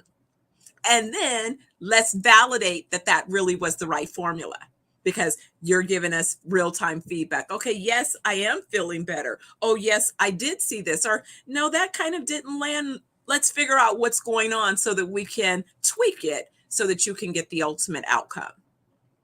I love it. I love the incorporation of AI into wellness and how you're creating custom remedies for people using natural sources. And speaking of remedies and ways of being, let's talk a little bit more about food and how food plays a major role. And you talked about some of this, the medicines and even some of the food poisoning us. How does food play a role in your wellness protocols? And how does your farming initiative support these efforts? Well, what's so tragic is we have learned that several people have decided that world population is too significant. And so they decided to take it upon themselves to determine, one, who we don't need any more of. So they picked certain populations, certain communities, certain ethnic groups and said, we don't need them. So let's just poison them. And you can see this when you go through. Let me ask you this. Have you ever been driving down the street and you hit an intersection? At one corner is a church, the other corner is a liquor store, the other corner is a dialysis center, and across the street is a fast food chicken joint. I'm pretty sure I have. All right. And then you go into some other zip codes and you do not see none of those things in those other communities. You wonder why that is? That is not by accident. That is deliberate design. Or you go to a community, you go to buy groceries. I was stunned. I went to buy groceries in a high-end zip code, but it happened to be high-end African American dominated zip code. And I was stunned that when I bought the fresh meat, you break it open and it was brown on the inside. And I was like, so I took it back. Clearly the people were looking at me like, what's wrong with you? And I'm like, no, no, no, no, no. I lived in the marina. I used to buy, it never was brown in the center when I opened it. So no, this is not acceptable. And then when I realized that that's what they do, because they really redirect the old meat to certain neighborhoods, the old vegetables to certain neighborhoods. So you're getting the worst of the worst of the worst, food deserts. So now you have the worst food, you have the worst produce, you have limited access, and what you have are mostly fast food joints with what was vegetable canola, now rapeseed oil, which is basically petroleum oil. You are exactly correct. Especially if you're living in other countries, you notice that there's certain things that are banned in those countries that are not banned here food wise. And you go to the markets, the food is fresher, the food expires. You are definitely on talking about something that's important. I come from a family of farmers. On my mother's side, we have some farms. And part of your mission is supporting this horticulture and entrepreneurs. So let's talk a little bit more. I want to go more into this food conversation and your commitment to training and developing entrepreneurs and farmers. And what is some of your vision with supporting entrepreneurs and farmers? Absolutely. And again, thank you. Such a wonderful question. So what I realized when I went into Jamaica was two things. One, I noticed that all my years going there, that back when, remember I said they wanted me to do a Hyatt, and then I was like, no, no, no, no, no. So when I finally visited the island, what I noticed was you had several big organizations, and they maybe hire 5 Jamaicans. But then if you drive around the community, you're like, wait a second, what about the rest of these people who are starving and hungry and don't have an opportunity to participate in tourism? Tourism being the biggest economic driver of the island. So then I was mad. I'm like, how do these big organizations hire 5 people and then take all the money out of the country? That's just ridiculous. Why would anybody allow it? So when I decided to create my business plans, I said, I have to be able to create an ecosystem and contribute to the growth and development. So I spent time going and learning these sub-markets, meeting the entrepreneurs, meeting them where they were in their communities, and learning about them, learning about their perspective, learning about what they see as opportunities and what they experience as limitations. And once I gathered that data, it validated that I could literally solve their problems by expanding this ecosystem to help them have access to the big corporations that I'm going after. So here it is. We're going to be calling on a corporation that's based in the US. They provide 11 million meals a day. Ooh. And they oversee 1.9 billion square feet of dining spaces a day. 1.9 billion square feet of dining spaces. Ooh. So think of the volume of ingredients that they require at these various facilities.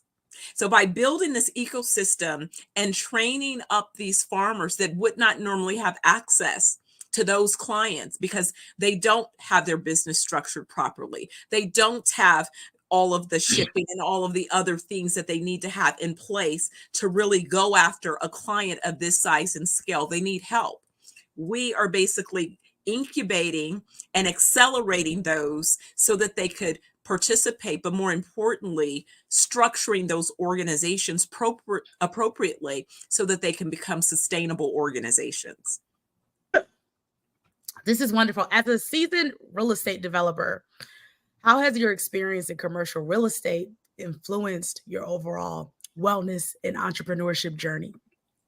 It was the perfect thing. It was risky for me to transition out of advertising and marketing communications because that's what I knew, and I was, pretty brilliant as a strategist. But I thought if I became a real estate developer, if I gained the technical expertise, I thought I might be good at it. And I'm so glad. It was risky, changing my career, but I'm so grateful that I did, because I've spent now the last almost 28 years of my career in real estate development, and I absolutely love it. It requires that you have an awareness of not only local markets, but you need to understand everything. You need to understand what's happening in a local community, where the land is that you might be considering for development. You need to understand what's causing that economy to thrive. Who are the people? What are those people doing? Are they working, living, playing in that particular area? What is it that they're going to be doing? What are their needs going to be? So when you think about what type of spaces you should create, what are those built spaces going to require to sustain these particular economies? And so that's where you notice when you go into communities and you see urban areas that were developed, downtown centers, that they go through a transition period where they become aged and those buildings are obsolete. People start building out in the suburbs, Then suddenly somebody says, all right, we built out so far. Now we need to go back and rebuild, redevelop those urban. That's the beauty of what development is really all about, is it's building new spaces, but it's also redeveloping, reimagining older spaces. So what inspired this transition from advertising and marketing to wellness and real estate development? Was there what was the pivot where you said, I'm doing this, but I'm tapping into this new industry? There's so many people who may be in a transitional phase and they want to know, what's the sign, or how do I know it's time to transition? For me, it was a little bit of heartbreak. Unfortunately, after my 30th birthday, my mom had a brain aneurysm. She took a nap and died. And so she was really my introduction to wellness. And what I noticed was, as much as she wanted me to not have chronic conditions by helping me learn about eating, she was the one that introduced me to Back to Eden when I was 9. That really was a pivotal point. We had just bought our home, and, she was going to learn to cook, and she was going to be teaching me how to cook. But what I realized at her passing was how stress can still take you out. So you could try to eat your best, but if you let life stressors, and I was on that path. I just shared with you, my brain was being poisoned by cortisol, right? So that was kind of something that I didn't know.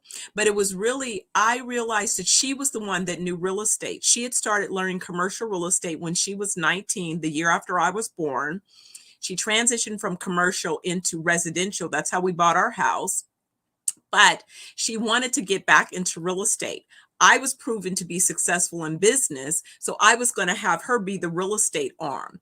And when she died, I had kind of started building my own portfolio, and I found myself in a business where I made a transaction that caused me to lose the first 2 properties that I invested in. And I realized that now I needed to learn real estate for myself, because I wasn't going to have my mom. And so this whole vision around, all right, we're going to go for it. We're going to be even bigger and better than she imagined. And it was while I was still in advertising, I read the book by the late Reginald Lewis, Why Should White Guys Have All the Fun? And that was when I said, I'm found. That is me. I see myself looking at real estate, being able to come up with not only the real estate, but the use of the real estate. So kind of having both of those elements, because I had the strategy in the business, not just the real estate. What do you do with that real estate to make it have a value? Right. And so I said, I think I've got this. And it's been the best. It was scary. I remember, I'll tell you, I went to USC for a program on real estate finance and development. And it was like taking their master's program on steroid. We had to live on campus for 2 weeks. We were fully immersed. It was everything. When I came out of that program, I decided to take a job because I had a toddler. And instead of launching another business, I had just come out of having a business, 8 offices, 400 employees, and operating at a level where I didn't even know where I would wake up half the time. So I was like, I'm happy to not have to make payroll. Just give me a executive deal. Let me be able to go home at night. Let me take care of my kids. So that was the decision that great decision for me at that time. But what I got to see is being in an organization where we were very well financed.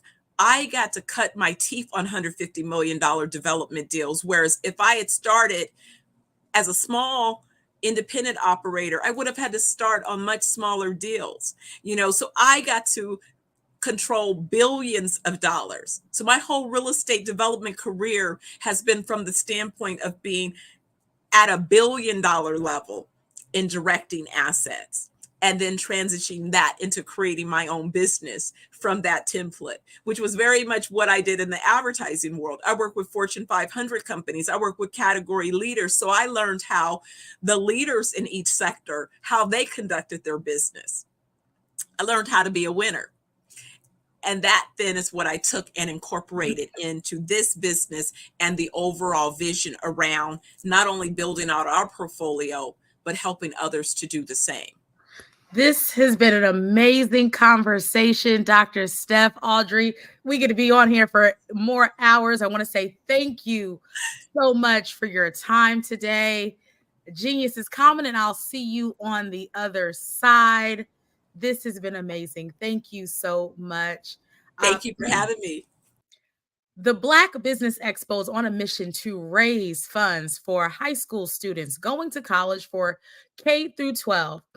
The expo is a fundraiser for students. You may go to blackbusinessexpousa.com to donate to the scholarship fund, or you can use the Cash App that's on the screen below and say $BBX USA. Our goal is to give laptops and up to $5,000 to 10 students. Students can register online at Black Business Expo USA.com. Every dollar counts. So we want to remind you to donate to the scholarship fund. We want to thank our Black Business Expo USA sponsors: NC100, Moody Capital Partners, Suede Soul, Lotus Rich Coaching and Training, Virginia Carolina Minority Supplier Development Council, Step Management, The Hello LLC, Barbara H. Smith, Margie McLean Foundation, Genius is Common, Earth Essentials, 5-Star BDM Media, Milani Shaney Global, Executive Women's Success Institute, the Quality Coaching Company, Superwomen Business Services, Creative Force Studios, Lee Entertainment, Artistic App Design, Black Business Expo USA. Genius is common, and I'll see you on the other side.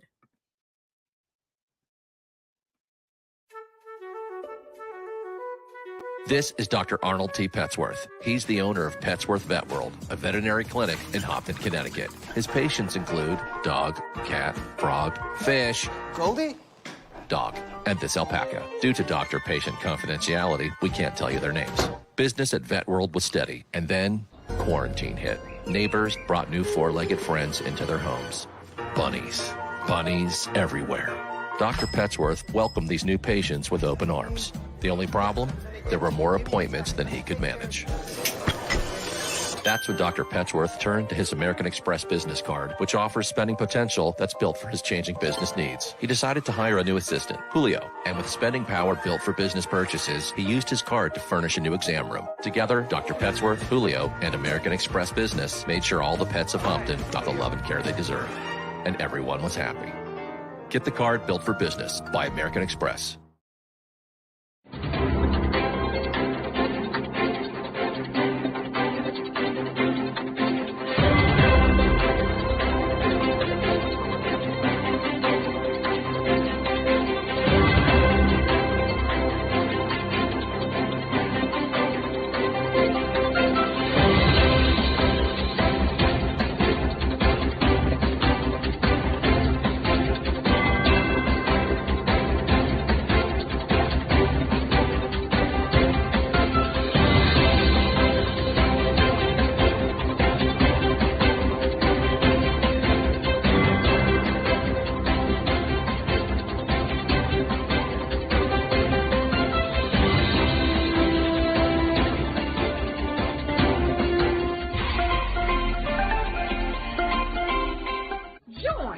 Dr. Eric Kelly III and a host of phenomenal speakers from all around the globe for this 7-day virtual event that you don't want to miss.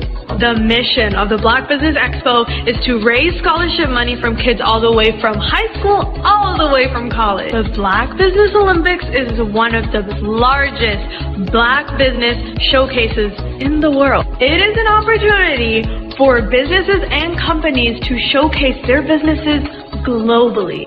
We are going to be giving away laptops up to $5,000 away to students.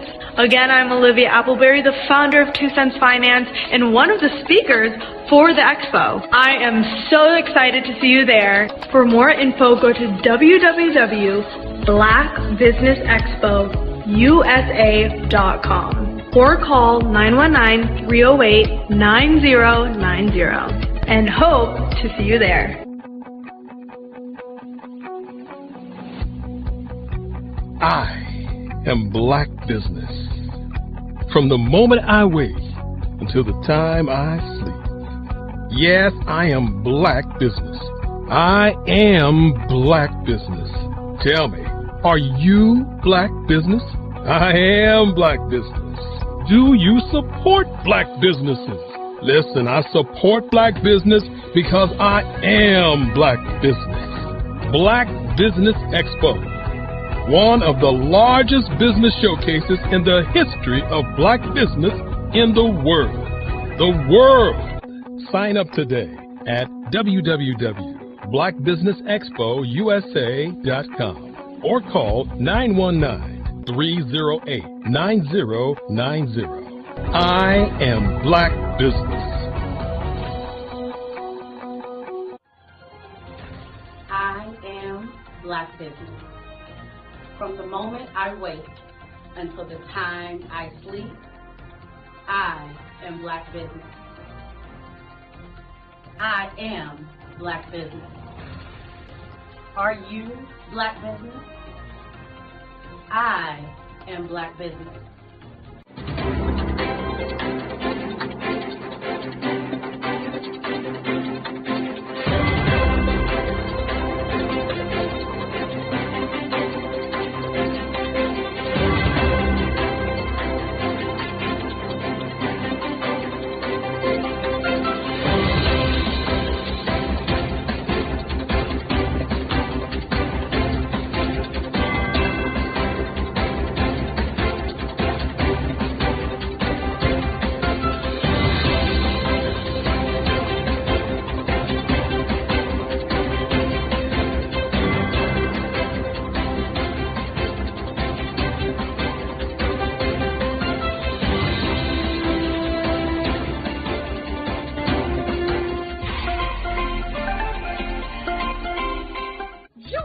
Dr. Eric Kelly III and a host of phenomenal speakers from all around the globe for this 7-day virtual event that you don't want to miss. The mission of the Black Business Expo is to raise scholarship money from kids all the way from high school all the way from college. The Black Business Olympics is one of the largest Black business showcases in the world. It is an opportunity for businesses and companies to showcase their businesses globally. We are going to be giving away laptops up to $5,000 away to students. Again, I'm Olivia Appleberry, the founder of 2 Cents Finance and one of the speakers for the expo. I am so excited to see you there. For more info, go to www.blackbusinessexpousa.com or call 919-308-9090 and hope to see you there. I am Black Business. From the moment I wake until the time I sleep. Yes, I am Black Business. I am Black Business. Tell me, are you Black Business? I am Black Business. Do you support Black businesses? Listen, I support Black business because I am Black Business. Black Business Expo, one of the largest business showcases in the history of Black business in the world. the world. Sign up today at www.blackbusinessexpousa.com or call 919-308-9090. I am Black Business. I am Black Business. From the moment I wake until the time I sleep, I am Black Business. I am Black Business. Are you Black Business? I am Black Business. Do you support Black businesses? I support Black business because I am Black Business. Black Business Expo, one of the largest business showcases in the history of Black America in North Carolina. Join Dr. Eric Kelly III and a host of phenomenal speakers from all around the globe for this 7-day virtual event that you don't want to miss. The mission of the Black Business Expo is to raise scholarship money from kids all the way from high school all the way from college. The Black Business Olympics is one of the largest Black business showcases in the world. It is an opportunity for businesses and companies to showcase their businesses globally. We are going to be giving away laptops up to $5,000 away to students. Again, I'm Olivia Appleberry, the founder of 2 Cents Finance and one of the speakers for the expo. I am so excited to see you there. For more info, go to www.blackbusinessexpousa.com or call 919-308-9090 and hope to see you there. I am Black Business. From the moment I wake until the time I sleep. Yes, I am Black Business. I am Black Business. Tell me, are you Black Business? I am Black Business. Do you support Black businesses? Listen, I support Black business because I am Black Business. Black Business Expo, one of the largest business showcases in the history of Black business in the world.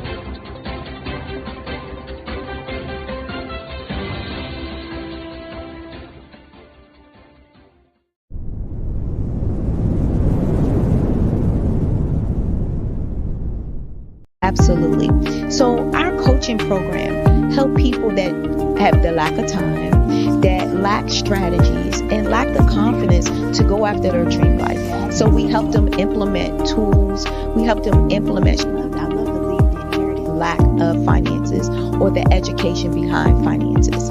But it wasn't until I lost my firstborn, my only son, that life changed for me. And where I was going after it all, living the corporate life, hit my 6-figure income, and living in my dream house with my dream man, driving my dream car. Wow. I nearly lost it all. Wow. When I lost my son. And so I realized it only takes one financial catastrophe that can change your entire life. That's what made me start All New Beginnings. Because no matter what's going on in life, there's a new beginning. And because of that, we develop a program called Wise Minded. My little slogan is, don't just dream it, let's live it. If they want to connect with you or work with you, what is the best ways for them to be able to do that? Well, for my social media guru, you can connect with me on every single social media platform as Tanya T. Wallace.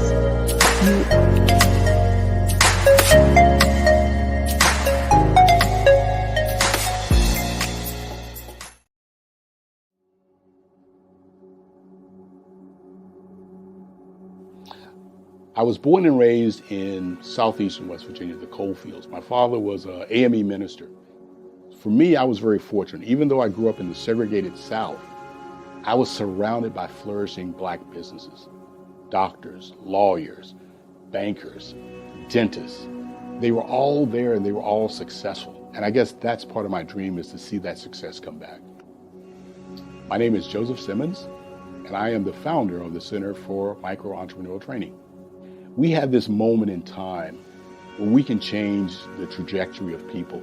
And our focus is on women, Black and brown entrepreneurs, and their access to capital, their ability to build thriving businesses, the ability to employ people.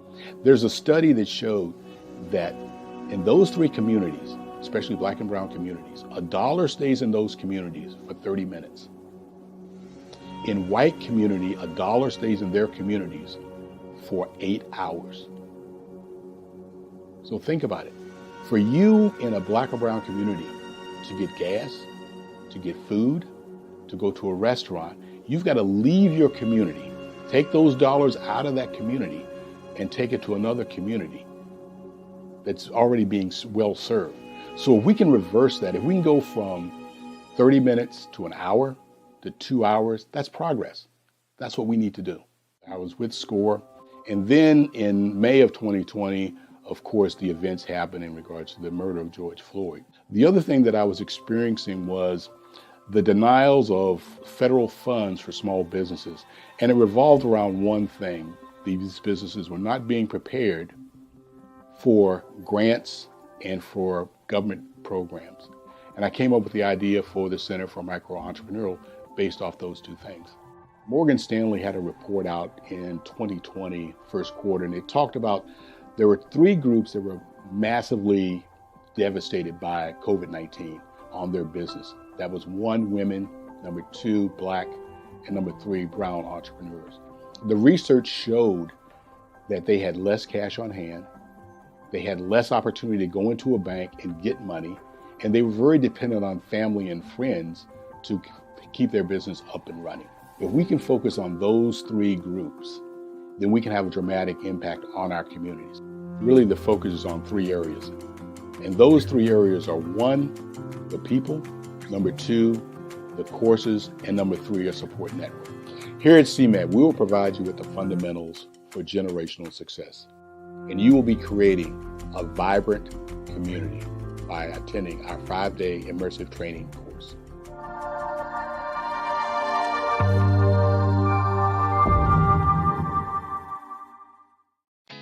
Did you know women represent just 3% of Fortune 500 CEOs and less than 15% of corporate executives at top companies worldwide? Have you wondered what the secrets are to getting into the top ranks, whether in the private or public sector? Do you want to figure out how to stop being held back in your career or passed over for promotion? Then you're in the right place. Hi, I'm Dr. Madeline Ann Lewis, President and CEO of the Executive Women's Success Institute. I have decades of experience in the military, the federal government, and corporate America. And my mission is to help women succeed and tap into their full potential. I want to reach 1 million+ women around the world to become the leaders they are meant to be. So if you want to move into a management or executive level position, or maybe you are a female veteran transitioning out of the military into business entrepreneurship, then reach out to the Executive Women's Success Institute at 301-693-3284. Let us get you on the fast track to success.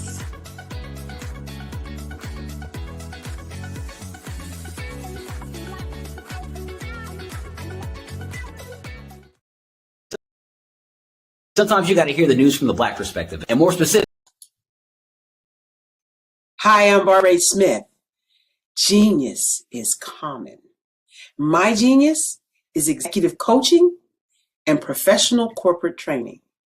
As the master executive coach and corporate training ambassador for the Genius is Common movement, I help business owners craft their stories in such a way that you know exactly what they do, what they have, and what they bring to the table. Many times as business owners, we are asked, so what do you do for a living? And we could be crushing in our businesses, but we're not quite sure exactly what to say in a short amount of time. Well, I help you take those stories that are the reason why you're in business and why you're so passionate about your business and craft them in such a way that people are drawn to you. as opposed to being repelled by you. Because every conversation, every time you talk to someone about your business, you are excited about it. But are you really conveying what you do, what you have, and what you bring to the table? And do really people understand why you care so much and why they should care that you have the solution to their problem? Well, I'm here to help you with that. As a master storyteller, I can help you with your stories and spin them in such a way that they are intriguing and fascinating. People want to listen to you talk about your business. That's why at the Genius is Common movement, I am the master executive coach and professional training ambassador. That's my genius. And genius, oh yeah, it's common. Hello, I am Dr. Eric Kelly III, the visionary strategist and founder of the Black Business Olympics. I invite you to showcase your Black-owned businesses on the Black Business Network global stage. The Black Business Olympics is a global Black Business Network platform that propels Black-owned businesses into the international spotlight. By showcasing your business on the Black Business Olympics platform, you can reach a worldwide audience of potential customers, partners, and investors. You can also establish yourself as a thought leader and expert in your field, attract lucrative partnerships, and more speaking engagements. In addition, the Black Business Olympics platform provides a valuable opportunity to connect and collaborate with like-minded entrepreneurs and business professionals from around the world. This can lead to new business opportunities, ideas, and relationships. Finally, by sharing your story and expertise on the Black Business Olympics platform, you can inspire and empower others. This is a powerful way to make a positive impact on the world and leave a lasting legacy.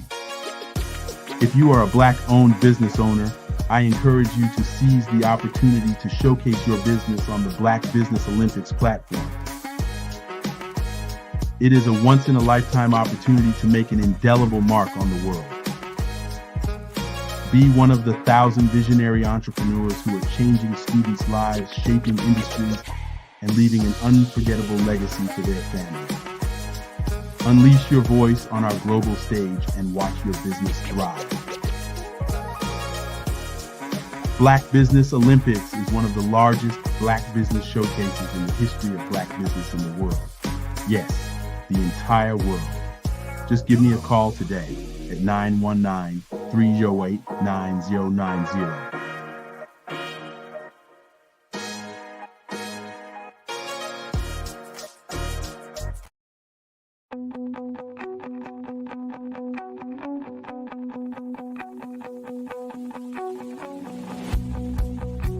I am Black Business.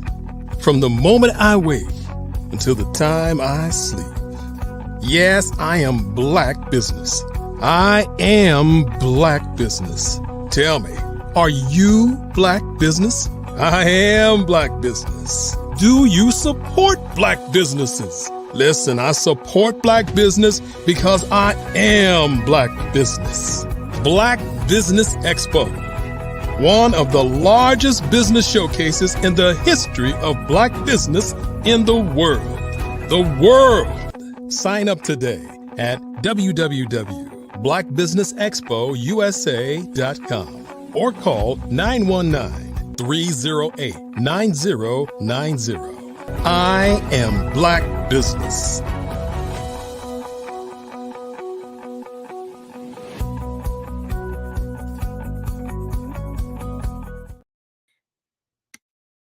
Welcome back. Good evening, business owners, entrepreneurs, thought leaders, and corporations. Welcome to the Black Business Network. My name is Dr. Sade Adu, and I am your business moderator for this evening on the Black Business Network. The Black Business Network is a 24-hour business network showcasing Black businesses, owners, entrepreneurs, and thought leaders worldwide. We have speakers from North Carolina, London, Singapore, Africa, Japan, and cities all over the United States. The Black Business Network is a global community sharing its knowledge to empower, inspire, and educate businesses about business. Our first speaker is Michelle Hayward. Michelle Hayward, recognized as a distinguished LinkedIn top voice in 2024, is an avid user and evangelist of the platform. With a passion for connecting with industry leaders, building community, and sharing informative content, Michelle leverages LinkedIn as a powerful tool for networking, sales, and knowledge sharing. As the founder and CEO of Positive Hire, Michelle leads a tech company dedicated to empowering Black, Latinx, and Indigenous women in STEM to excel in management positions. Positive Hire's innovative software facilitates the recruitment and retention of diverse STEM talent, fostering inclusive workplaces where every individual feels valued and empowered to thrive. Welcome to the Black Business Network, Michelle Hayward. Hi, Dr. Sade. It's great to see you today. Welcome. Remember, genius is common, and I'll see you on the other side.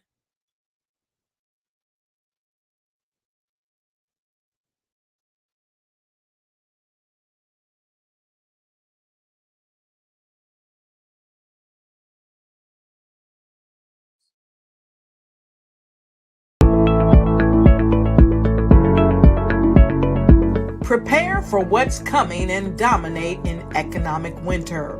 Stand strong and thrive by showcasing your great products and services globally through the Black Business Network and Black Business Olympics.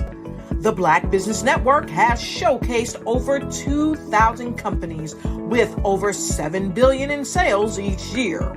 Over 10 million attendees have viewed the rebroadcast each month. Through the Black Business Olympics, unique styles of business training and mentoring are turning students into business owners and entrepreneurial warriors who will dominate in any economy. Gain the ultimate advantage of the Black Business Olympics, 7 days of unbelievable topics and speakers speaking around the globe. Donate your time and experience to provide expertise and scholarships to students worldwide and change the world. Now, more than ever, new insights, tools, strategies, and capabilities are needed. This is your chance for a major presentation to the world. Fill out the form and join the more than 2,000 speakers who have presented to over 200 countries.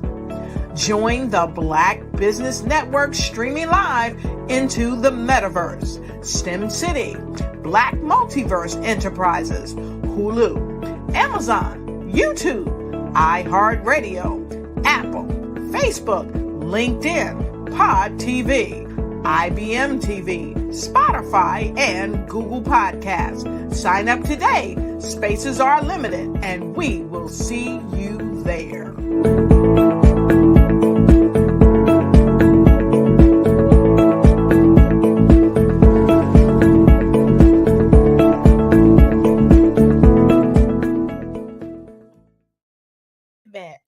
Okay, beautiful people. We are back with Michelle Hayward, and we are here for a phenomenal fireside chat. And we're going to talk about her favorite platform, LinkedIn. So, Michelle, before we get into LinkedIn, tell us a little bit more about your background and how you got acclimated and began to be an evangelist for LinkedIn. Okay, so my background professionally as a civil engineer, worked in heavy construction most of my career. And I really didn't start utilizing LinkedIn until the Great Recession, so 2007, 2008. And what I liked about the platform was the ability to see people progress in their careers, like people changing their job titles and things like that. But I still mostly stayed within my network. Like I had to have met you in real life. And so back then they had what was called Lion, LIO, LinkedIn Open Network. And people were just connecting with any and everybody. And that was like, I don't connect with strangers online. How dare you? And so literally that is LinkedIn was a way to connect with people, but especially back then, if you were laid off and you're a professional, it was a way for you to go out and seek jobs. But for many people during that time, it was a way for you to start a business. And so I saw all of that happening in that 2008, 2014 time period. I know that's 6 years, but it was so many great things going on the platform that was very different than what I was seeing over on Facebook, and maybe still playing a little bit on MySpace back then, but it was very, very different on LinkedIn.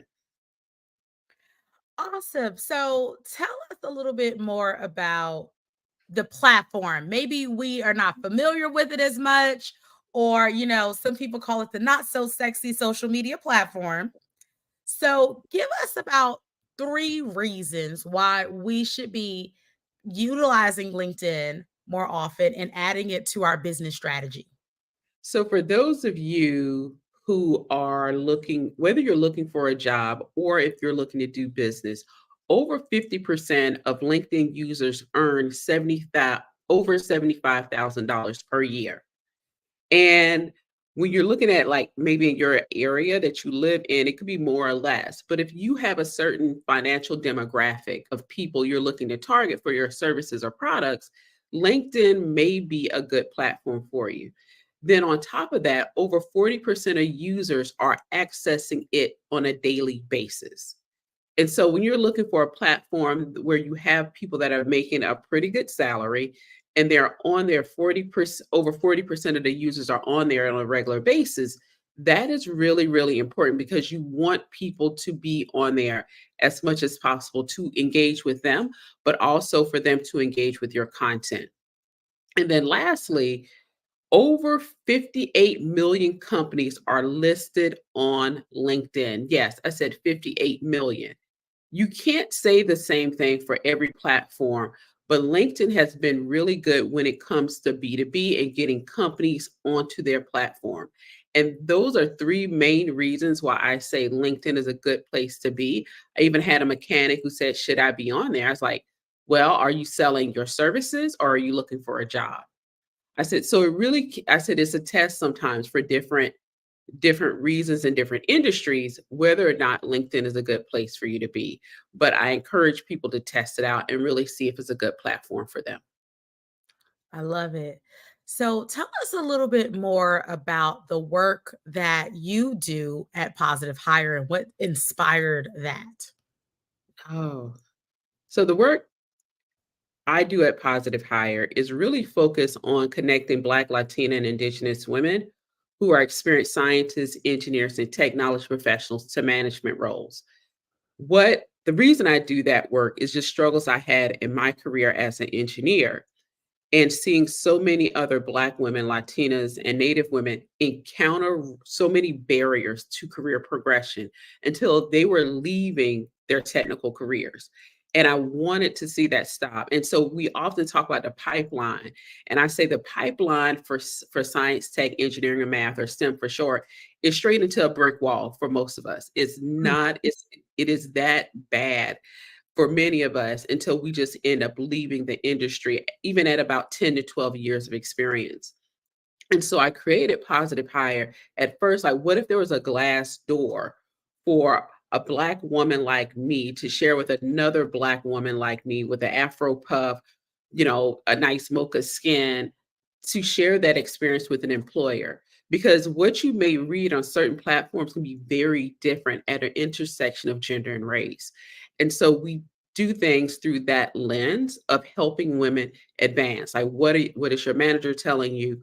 What are your reviews like? How are you negotiating? What leadership development trainings are you taking to really help them understand it's not their technical expertise that is going to drive them forward. It is a whole other set of skills that they have yet to develop in order to move them up into leadership roles. This is awesome. So you mentioned this proverbial brick wall and turning that brick wall into a glass door. If someone's currently in a STEM position and she is having these challenges and sees that brick wall, how do we transition that brick wall into that glass door? We do a few things. First, asking her, where does she want to be? Oftentimes, like we talk about the barriers, but I'm like, where do you want to be? Why do you want to be there? And I have these conversations for a few reasons. Because I work with very regimented, analytical women, we do everything step by step. And so if I was an engineer 2, I have to be an engineer 3, and then I can go to a principal engineer. But do you really want to do that? Do you still want to be on a technical track or more of a management track? And so really having her focus first on where she wants to be is the first thing I do. Then it's sometimes we realize you're on the wrong track. And so we have to build a pathway and figure out then what skill set do you have to what skill set rather do you need and what skill set do you have to go that direction. Then we get to where the barrier is. And the barrier sometimes can vary. The barrier oftentimes, though, is not having a conversation with one's manager or the conversation with the manager who is not going to support you in your promotion, in your career advancement. And women will sit there year after year after they have been passed over 2 times or more for promotion. And I will say, why are you still there? They've already told you they're not going to promote you. And they will argue with me, well, I like what I do. I said, so you're okay with not being promoted? And they're like, no. I said, so either you need to change business units, teams, or you need to find a new employer. 9 times out of 10, when they find a new employer, they literally will go from an engineer 4 to a director level because they've done that much work. It surprises them how far, and they have sat there for 10 and 12 years at the same employer who's giving them the runaround about a promotion and literally be able to transfer from a job title of engineer 3 or 4 to a director because they're already doing the work. And I always say, don't get tied down. Don't use on your resume the job title they have. Utilize on the resume the work that you do. And I talk to them time and time again, and they've been there, and they aren't doing an engineer 3 or 4 role. They're literally 2 and 3 levels above, and they're training the people they're hiring for those roles, but they won't promote them for it. And so having these honest conversations, and they are upset with me when I tell them they need to leave because nobody else has told them this. And I even get women that come from like government entities, whether it's a county, city, state, federal. I was like, it's like, yeah, I've been here 15 years. So yeah, it's time for you to go. And they're like, oh my God, nobody's told me that. Why would you say? I said, what are you learning new? What is going on in the industry that you can't do there? I said, if this is really what you desire to do, and you already know you can't do it internal to that organization, the question is, when are you going to leave? Not if. And so it's really nobody else is really supporting them and saying it is okay to quit. It is okay to walk away. It is okay to go where you are desired and you are valued. Let's talk a little bit more about that. If they're thinking about making a transition, because I can presume some of these people are making a transition like yourself into entrepreneurship. Yeah. What are some of those things that they need to think about if they're they have been there for 15 years, there's no upward progression in their company, and they're thinking about taking a leap of faith and doing something on their own? What advice or tips would you give them about transitioning into entrepreneurship? And what's something that you wish you would have done when you transitioned? What I would have what I wish I would have done more was understanding marketing and sales better. And I'd been a sales engineer and I hated it. But understanding as a new business owner, you are going to do sales 199% of the time. And that other 1% is either you're delivering the work to the client or you're marketing. But you literally sell. And it's like, oh my God, I don't want to do that. But let's talk about it. And I generally try to reframe it for them for what worked for me.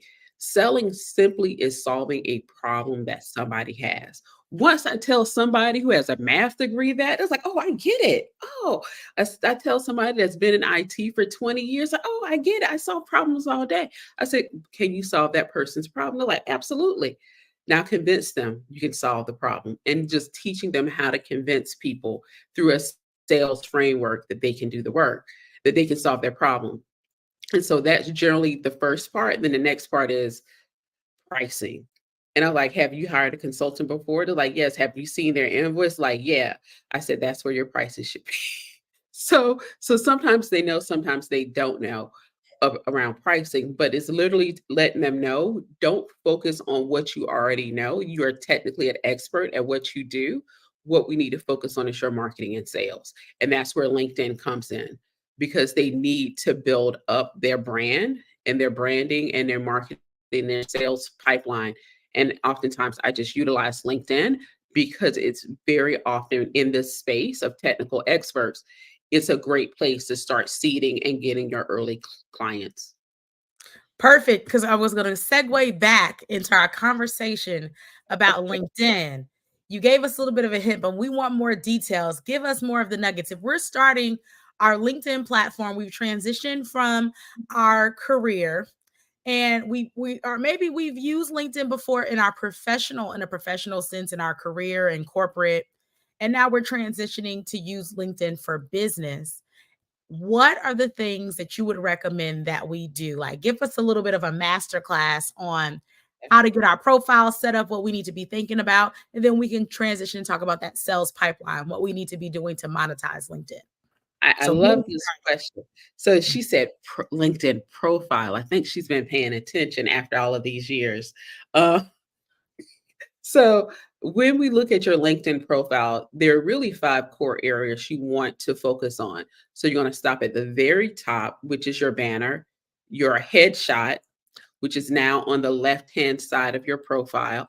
Yes, they do move it around. It's been in the middle. It's been other places. Just trust me. Then it's your headline, which sits right below your profile picture, your about section, and then your experience section. Like, those are the 5 core areas you're going to focus on. A lot of people leave their banner blank. Even as a professional, you should be utilizing your banner to show your expertise.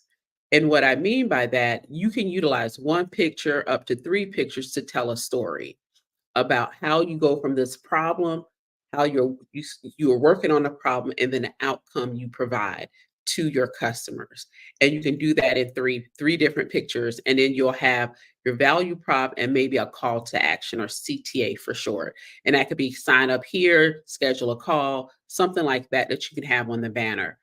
But you want to make sure it's crystal, it's clear, and it's succinct. Or you could just have one straight picture that covers the banner section of your LinkedIn profile. It has your value proposition on it, or your one-liner if you just want to go with your one-liner. They are not always the same. And then have a call to action as well. And so it just kind of varies on what works for you, how you like to tell stories. If you're a speaker, you're leadership and leadership development, it may be you on a stage, maybe you teaching a class to show what it looks like when you're with your ideal client. Then your profile picture should have a clean background. It should hopefully be about between right above your chest to the top of your head. And so people can have a clear view of your face and your eyes, maybe, because that's how we build trust, is being able to look at people in the face. And people like, that seems weird. I was like, it does, but still human to human, even on a digital platform, matters. Then our headline is third. Our headline, again, is about who we serve, how do we serve them, and what outcomes do we provide them with. And so, like for you, Dr. Adu, I help women entrepreneurs build digital businesses through my online course champions product, right? And so it shares how you help them build out their revenue or plan out a digital course. And so you can share that in your headline. We used to have a hack back in the day. If you had iOS, you get a longer headline than those on Android, but that went away. So now we're on even feel now. But it is really, really important that we utilize the platform to get your headline and succinctly say who you serve. And so like, oh, well, I serve everybody. Nobody will believe you, right? And so really be very strategic, even if it's by region. I help those in Southern California. I help Texans in North Texas. Be very succinct with who you serve and how you serve them in your headline. So that's the third thing. The about section is a great way to tell your story leading into your services with a call to action. And what I generally try to do, because people can only see the first 3 lines of your about section. And so you want to make sure it catches their attention. And one of the things one of my clients has is a brewery made her a chemical engineer. And people are like, hold up. How does that work? What do you mean a brewery made you a chemical engineer? And she talks about how she's from the Caribbean, how she worked at a brewery when she was a teenager, and how somebody there's like, oh, you should become a chemical engineer. She had never heard of it before because she was really interested in the process of brewing beer. And she researched and she's like, oh my gosh, I should. And she became a chemical engineer. And so from there in the about section, we drive down to how she went and got her chemical engineering degree, then worked in industry, went back and got a master's degree, and how she ended up in pharmaceuticals. And now she's running her own tech startup.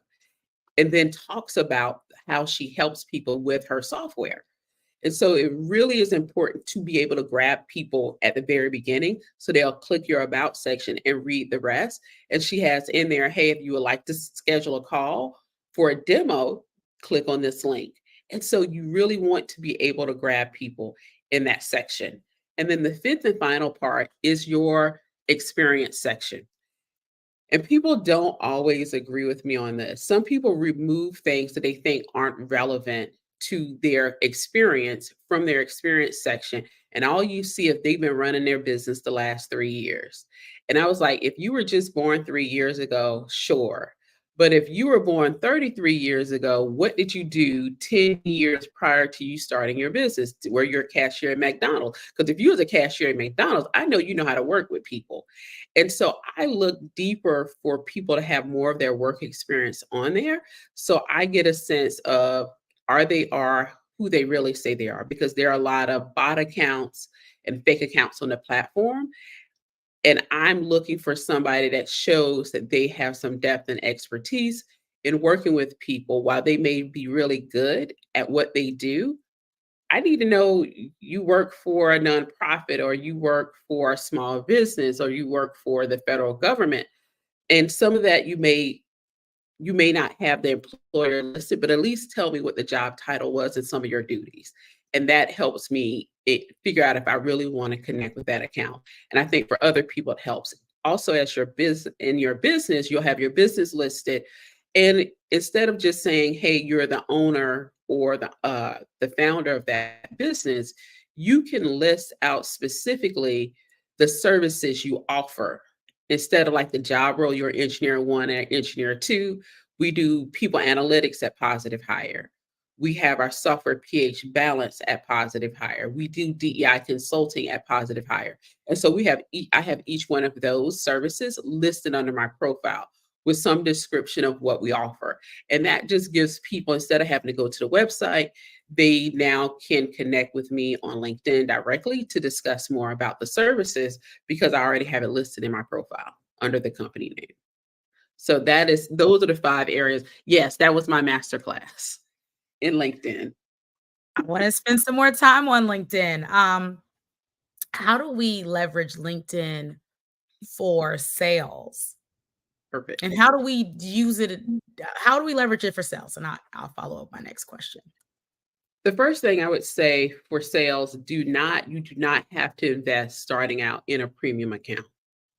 So utilize the free until you're maxed out on using the free. Like you can't do any more searches on the free. Um, and so I will say that people like, hey, do I need Sales Navigator? Like, what are your goals? I need a premium account. Like, what are your goals? How are you utilizing the platform now? And most people aren't even leveraging the free yet, and they want to go to something paid. So I'm one of those people that would tell you don't go to something paid yet until you can leverage the free. That's number one. The next thing I will say, understanding who is your target audience. And so what industry or industries are you targeting? What are job titles? What's the size of the organization? Where are they located? Are you going to stay within your county, your region, your state? Like what does that look like? Because once you figure those things out, you can do a rather good detailed search on LinkedIn to narrow down where you want companies to be. And that helps you then start sending out connection requests because now you have your optimized LinkedIn profile. So when people go to it, they see you what services you offer to which industry or industries and what problem you solve for people in those industries. This in turn, people, even if you send a message with the connection request or not, people will go to your LinkedIn profile without a doubt. So that's why I say optimize it first. Then once you know who your ideal client is by job title, industry, region, you can start doing that search on LinkedIn. And you want to start sending LinkedIn connections. Once you get those connections, generally about 25 to 30% of your connections are going to be accepted. You can send out 100 LinkedIn connection requests per week. And so if you send out 100, 25 are accepted in a week. That gives you 25 leads that have accepted it that week. The next week, you may get some of those from the previous week, but let's say you're only getting 25 a week. So in a month, you have 100 people that have connected with you. And so from there, you're going to run your cadence of messaging people. And so that could be, oh, it's great to connect with you. I saw that you're a civil engineer like me, or you work in a certain industry. I just tie in something personable or that both of us have in common in that first message. And so it's nothing salesy or anything like that. I may also add the next message could be around how do I add value?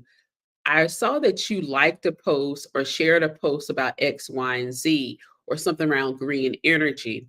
I recently read an article about green energy, specifically how it impacts coastal communities in the Southeast. Would that be something you'd be interested in reading? If so, let me know and I'll send you the link. And so you want them to engage with you, but you want to show value to them. And so they may respond back, they may not. And if they don't respond back, then you don't send the link. They may respond back like, oh, well, here you go, here's the link. I would love to know your thoughts after you've had time to read it. So give them a few days, then you follow back. Hey, I just want to see if you read the article and I'd love to hear your thoughts and see if you can get them on the phone or a Zoom call or something to discuss it.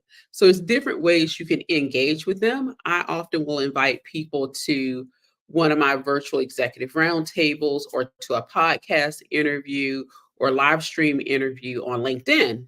And that is a way that I build relationships in order to do sales. And I know I talked through a whole lot of things of how, but just keeping succinctly on LinkedIn, that is one way to do it, is going from virtual and you keeping everything sort of on the virtual space. But the last thing I will say, if you can flip the virtual to in person. And so what I've been doing has also been reaching out to people like, hey, I'm going to be in DC, or I'm going to be at the National Society of Black Engineers Convention. Will you be there, somebody from your company? I would love to, if I can't connect with you, I'd love to connect with somebody at your organization. And people, 99% of the people responded back when I said something about attending conferences, that they will be there, they won't be there. And I literally met with about 10 people at the National Society of Black Engineers Conference that I had been DMing for months on LinkedIn. And that has converted very well for business purposes. So think about it may not be a 30-day sale. It may be more like a 6 to 9 month progression. B2B can move slower and depends on buying cycle always for the industry. And that is literally how I engage with different people that I put into my funnel as sales opportunities. I'm loving this. So I see LinkedIn as a different kind of like social media platform. What should we be doing as far as content when it comes to, so we talked about the sales and our profile. There's opportunities to write content. And I Yeah. know for me, I know you sent a message, today is a great day to post on LinkedIn and telling us that we need to leverage this platform. So what are some of the content ideas that we should be utilizing on that platform? And is it similar to other platforms? It is very similar to other platforms. The good thing about LinkedIn is a late comer to adding features, but they're going to eventually add it. And so right now, I would tell you to post videos on LinkedIn. LinkedIn is beta testing videos right now, and they want them to be portrait and not landscape. So if you have TikToks or Reels that you've done before, repurpose them over on LinkedIn right now. I will tell you to post at least twice a week, minimally on LinkedIn. The reach is not as good as it used to be, but it's way better than Facebook and Instagram. I'll tell you that much.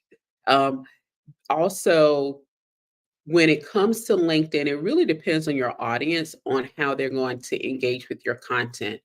If you have a visual brand, right? So you're a photography, you do home decor, things like that. People generally love to see a picture, but you still have to do a how to prepare for a photo shoot, how to prepare or select the different types of pillows you want on a sofa. And so you can still you want to do some how to or some training inside of the written part of your content. So LinkedIn is really good with the different types of content. So you can do written, you can do PDFs, which do really well. If you have lead magnets, upload them as PDFs into your posts. People like, hey, but I don't get the email. I like, you wouldn't get an email anyway. You're not driving enough traffic to your website. So utilize the platform right now to at least have your branded information and say schedule a call as a clickable link on your PDF for people to download it. So we have PDFs. We also have, you can do polls on LinkedIn posts. You can also do PNG files or graphics on posts. So they have different types of posts. One, I think that is very underutilized right now is still LinkedIn Lives and LinkedIn audio events.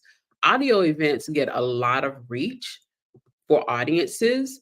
LinkedIn Lives don't do as well, but the content is still there. But audio events do really well too. And then the third thing I would say, which really comes together for LinkedIn audio events and LinkedIn Lives, is you have to create a LinkedIn event in order to do LinkedIn Lives and LinkedIn audio rooms. And so when you create those events, it's a way to let people know that you're having this event, and then you can invite your first level connections to those events. And so it still helps you with branding and marketing and even sales when it comes to your platform and your business. So I encourage people to do events, whether it's every other week or once a week. I think once a month you lose that audience, but if you can stick to a show time, right, you can get more people there on a regular basis to grow your email list as well as to grow your audience to sell to. That is where I would start. There are other things. We have LinkedIn posts for blogs. We also have LinkedIn newsletters, which are still really popular and doing really well to grow your following. I just launched mine, 2 months ago, and we hit our first 1,000 followers to the newsletter in like less than 48 hours. It has slowed down a lot. We are over 2,000 now, a couple months in, and I'm only publishing 1 to 2 newsletters a month. And so you still have to have a strategy though on how to get people off of LinkedIn newsletter to your email list. So what does that look like for you?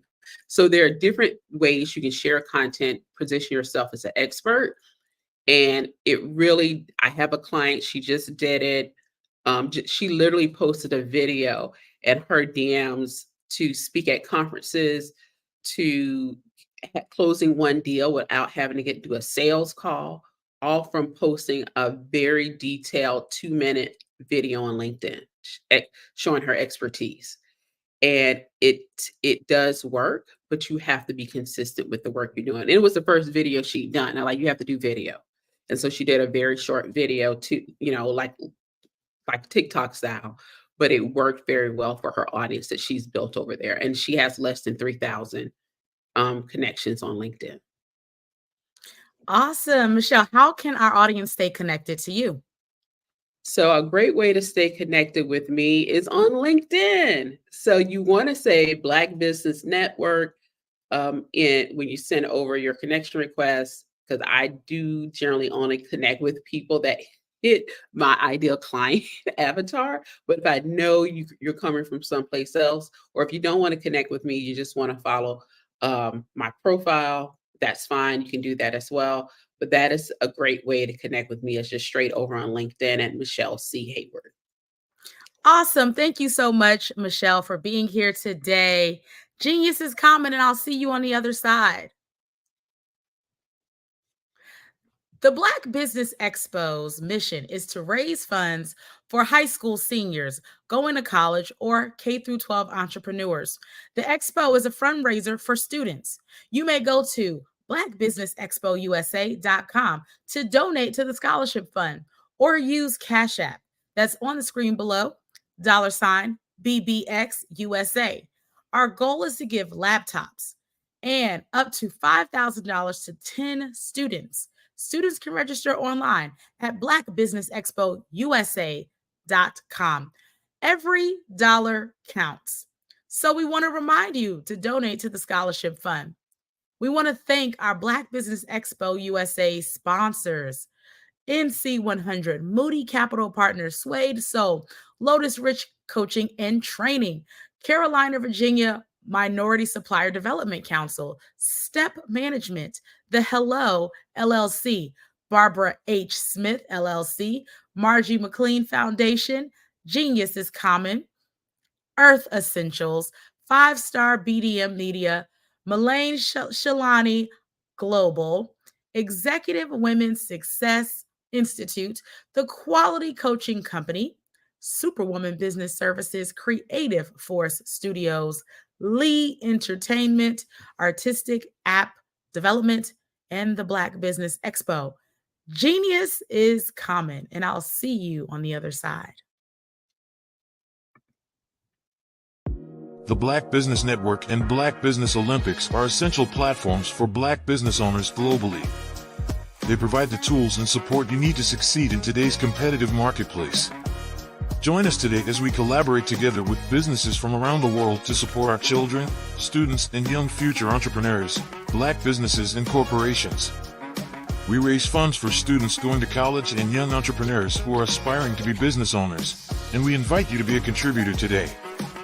Visit the website www.blackbusinessexpousa.com to connect with and learn more about how the Black Business Network and Black Business Olympics can help you not only share your amazing business story to businesses, but also serve future generations.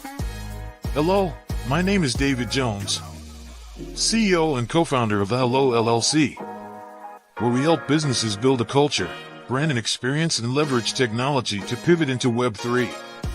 Join the Black Business Network streaming live into Roku, Metaverse, STEM City, Black Multiverse Enterprises, Hulu, YouTube, iHeartRadio, Apple, Facebook, LinkedIn, Spotify, Twitch, and Google Podcasts.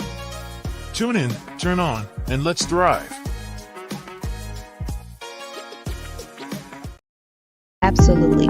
So our coaching program help people that have the lack of time, that lack strategies, and lack the confidence to go after their dream life. So we help them implement tools. We help them implement, I love to leave the inherited lack of finances or the education behind finances. But it wasn't until I lost my firstborn, my only son, that life changed for me. And where I was going after it all, living the corporate life, hitting my 6-figure income, and living in my dream house with my dream man, driving my dream car. Wow. I nearly lost it all when I lost my son. And so I realized it only takes one financial catastrophe that can change your entire life. That's what made me start All New Beginnings. Because no matter what's going on in life, there's a new beginning. And because of that, we develop a program called Wise Minded. My little slogan is, don't just dream it, let's live it. If they want to connect with you or work with you, what is the best ways for them to be able to do that? Well, for my social media guru, you can connect with me on every single social media platform as Tanya T. Rose.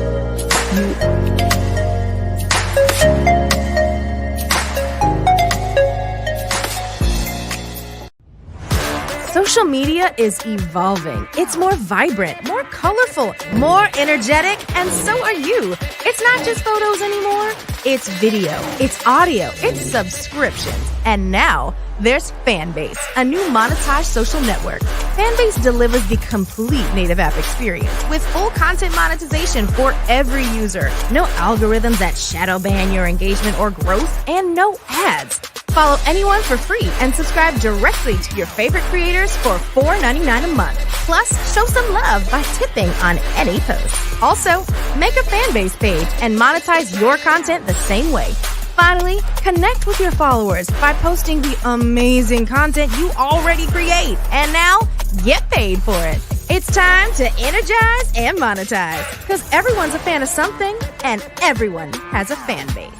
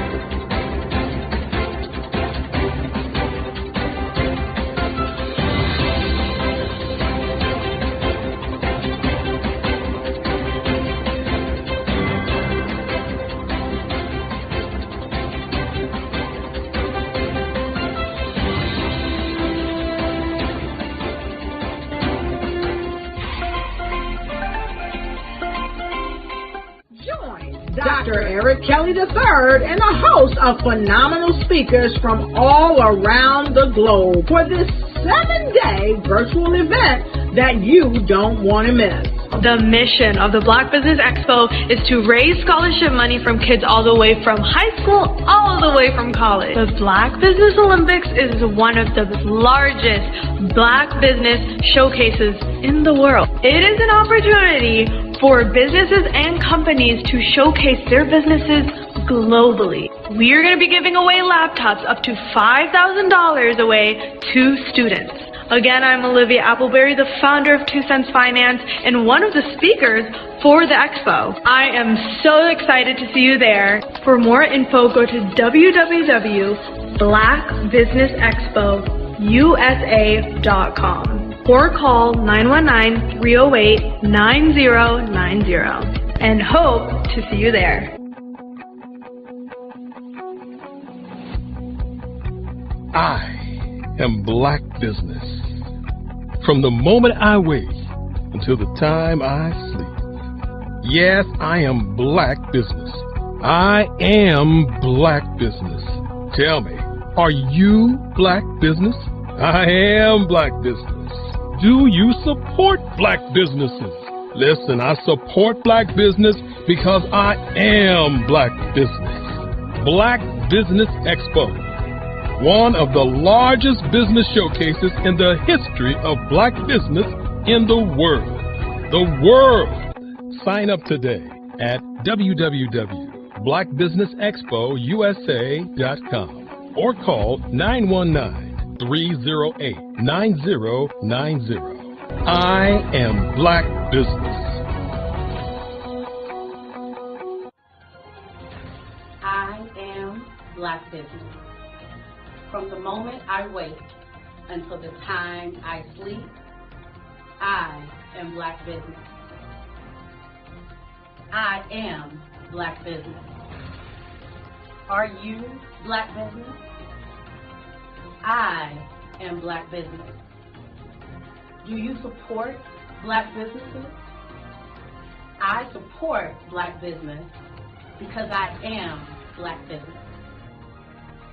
Black Business Expo, one of the largest business showcases in the history of Black America in North Carolina. Join Dr. Eric Kelly III and a host of phenomenal speakers from all around the globe for this 7-day virtual event that you don't want to miss. The mission of the Black Business Expo is to raise scholarship money from kids all the way from high school, all the way from college. The Black Business Olympics is one of the largest Black business showcases in the world. It is an opportunity for businesses and companies to showcase their businesses globally. We are going to be giving away laptops up to $5,000 away to students.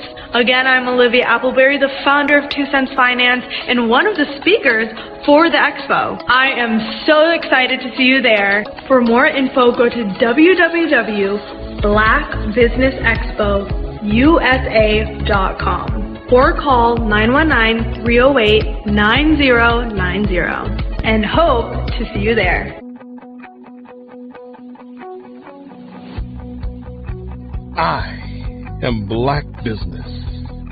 From the moment I wake until the time I sleep. Yes, I am Black business. I am Black business. Tell me, are you Black business? I am Black business.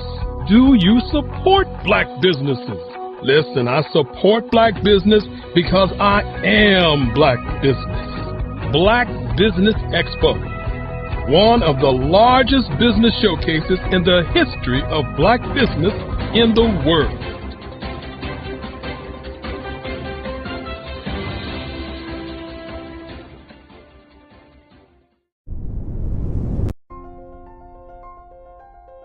What if you could build your own city? A place where every child can find nurturing people to help them achieve their full potential.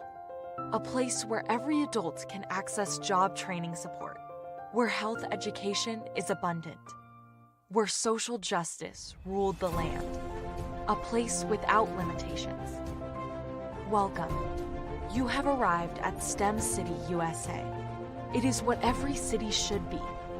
A safe and trusted community where you find people and resources to help you become everything you are and beyond. STEM City is unlike anything you have ever experienced. It is a digital twin of the world around you, only better. STEM City is about energy and soul renewal. It is more than a digital world. You can almost feel the power of live cultural events, music, and theater. STEM City promises a better future for children with caring mentors and hands-on activities with dedicated tutors to support our youth. STEM City is your passport to a healthy lifestyle with weekly events addressing our community's many issues.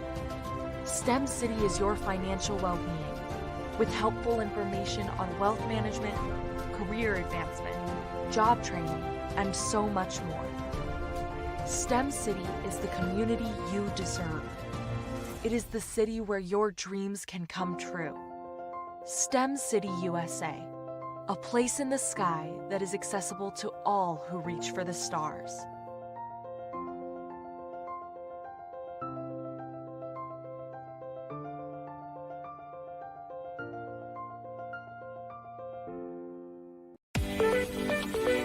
You are in the right place at the right time.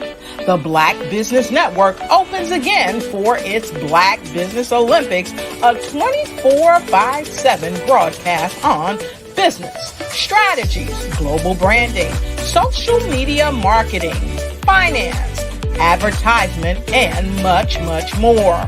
Featuring the top, most powerful entrepreneurs and speakers and thought leaders from all around the world as they gather together for this phenomenal event.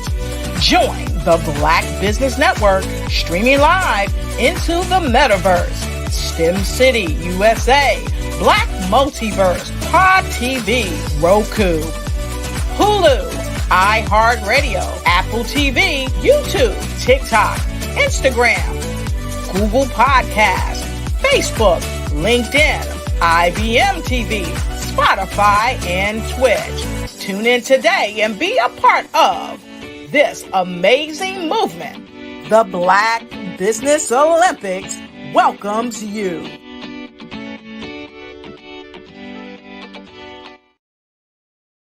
Hello, I am Dr. Eric Kelly III, the visionary strategist and founder of the Black Business Olympics.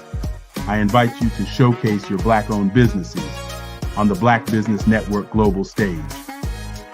The Black Business Olympics is a global Black Business Network platform that propels Black-owned businesses into the international spotlight.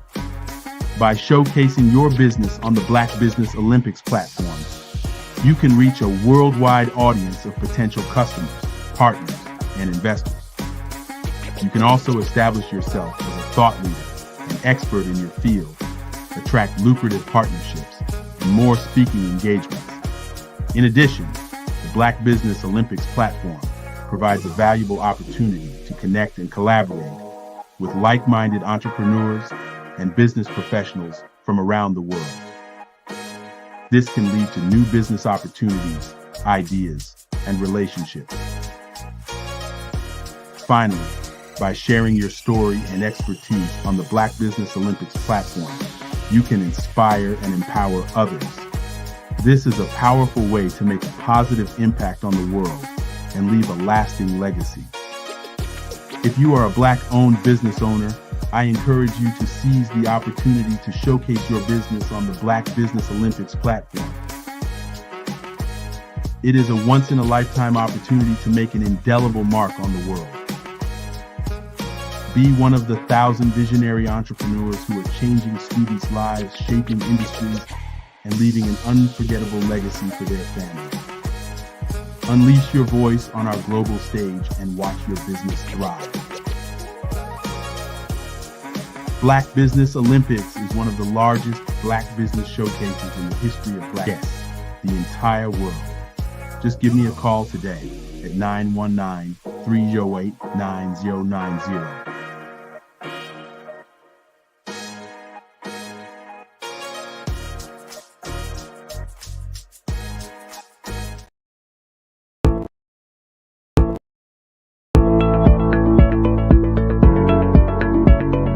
Prepare for what's coming and dominate in economic winter. Stand strong and thrive by showcasing your great products and services globally through the Black Business Network and Black Business Olympics. The Black Business Network has showcased over 2,000 companies with over $7 billion in sales each year. Over 10 million attendees have viewed the rebroadcast each month. Through the Black Business Olympics, unique styles of business training and mentoring are turning students into business owners and entrepreneurial warriors who will dominate in any economy. Gain the ultimate advantage of the Black Business Olympics, 7 days of unbelievable topics and speakers speaking around the globe. Donate your time and experience to provide expertise and scholarships to students worldwide and change the world. Now, more than ever, new insights, tools, strategies, and capabilities are needed. This is your chance for a major presentation to the world. Fill out the form and join the more than 2,000 speakers who have presented to over 200 countries. Join the Black Business Network streaming live into the metaverse, STEM City, Black Multiverse Enterprises, Hulu, Amazon, YouTube, iHeartRadio, Apple, Facebook, LinkedIn, Pod TV, IBM TV, Spotify, and Google Podcasts. Sign up today. Spaces are limited, and we will see you there.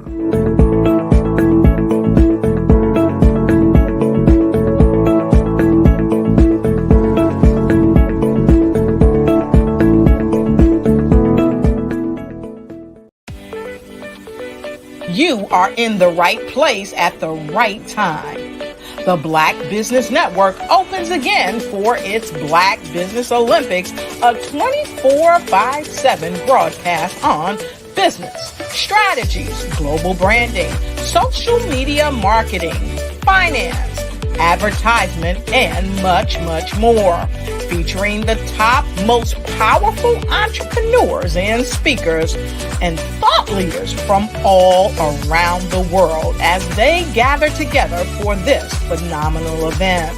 Join the Black Business Network streaming live into the metaverse, STEM City USA, Black Multiverse, Pod TV, Roku, Hulu, iHeartRadio, Apple TV, YouTube, TikTok, Instagram, Google Podcasts, Facebook, LinkedIn, IBM TV, Spotify, and Twitch. Tune in today and be a part of this amazing movement. The Black Business Olympics welcomes you.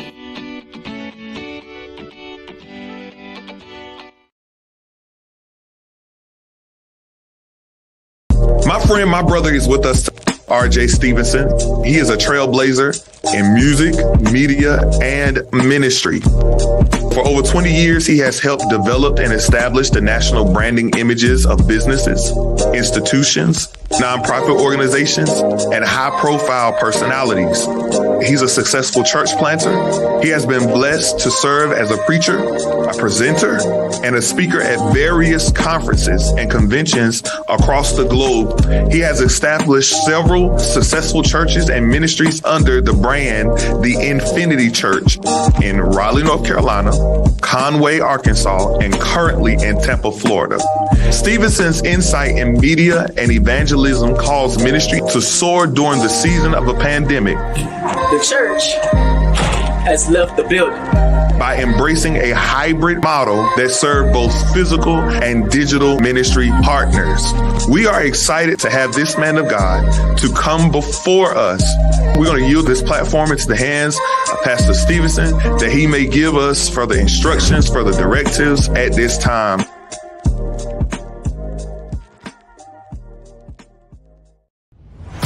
Social media is evolving. It's more vibrant, more colorful, more energetic, and so are you. It's not just photos anymore. It's video, it's audio, it's subscriptions. And now there's Fanbase, a new monetized social network. Fanbase delivers the complete native app experience with full content monetization for every user. No algorithms that shadow ban your engagement or growth, and no ads.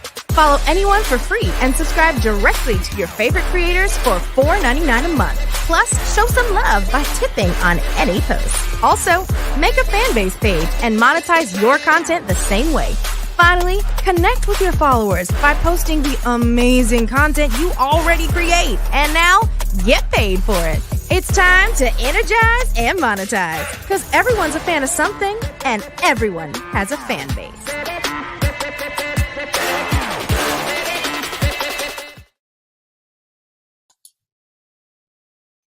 Hi, I'm Barbara Smith. Genius is common. My genius is executive coaching and professional corporate training.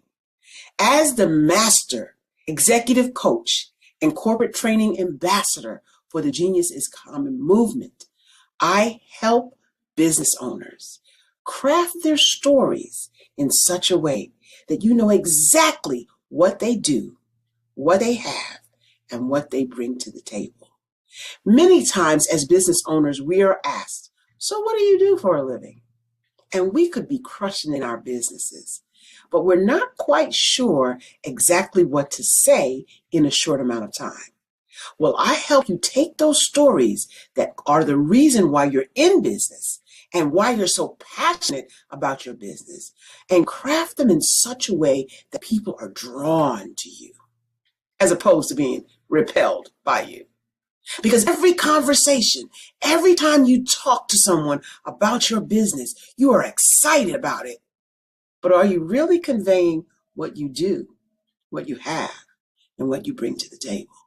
And do really people understand why you care so much and why they should care that you have the solution to their problem? Well, I'm here to help you with that. As a master storyteller, I can help you with your stories and spin them in such a way that they are intriguing and fascinating. People want to listen to you talk about your business. That's why at the Genius is Common movement, I am the master executive coach and professional training ambassador. That's my genius. And genius? Oh yeah, it's common. We all have the opportunity to impact the lives of others, whether it is a simple act of kindness, a smile, a nod, or just saying hello. Hello, I'm Pamela D. Marshall, corporate mindfulness coach and author of The Art of Forgiveness. I enjoy every opportunity to interact with others, whether they're in my home, sitting at my table for a holiday feast, or simply stopping by to say hello. My mother would often tell us, speaking is a sign of intelligence. Open your mouth, part your lips, show a smile, and say hello. Genius is common.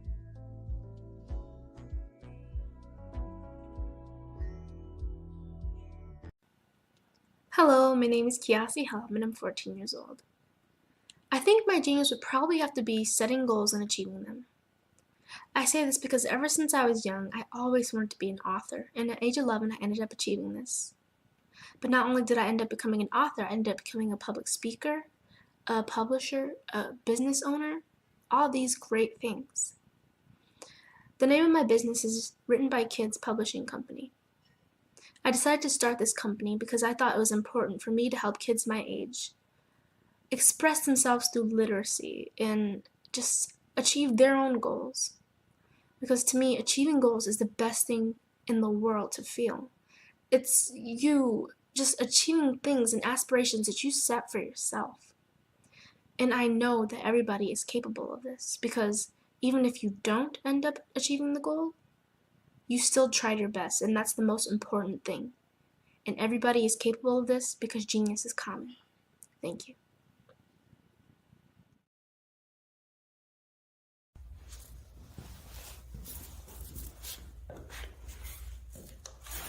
How you doing? I'm Rodney Allen Rippey. Yeah, the child actor. Well, now, leading man.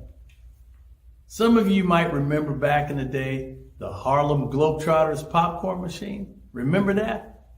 Well, it was a Saturday morning special that would come on, and I was there with Geese and Tex and Meadowlark Lemon. Remember the show? Well, I had a great time. And I have to say a huge, huge thank you to all my fans out there. Thank you for all the years of support. I went on from the entertainment industry. I started getting into producing and directing. And now, hey, here I am. I'm a studio executive here in Burbank, California at 2526 Studios. I have to say, it's been pretty good, but the best is yet to come. Please stay encouraged. Keep reaching for your dreams and never forget that genius is common. Remember that. Genius is common. No matter what anyone says to you, no matter how tough the road may get, keep striving. Keep reaching for your dreams. And always know that you are worth it. Everything that you put into yourself, everything good that you pour into your life, you are worth it. And when the times get tough, when things don't go exactly right, it's okay. Dust your shoulders off. Stand up strong And remember, genius is common.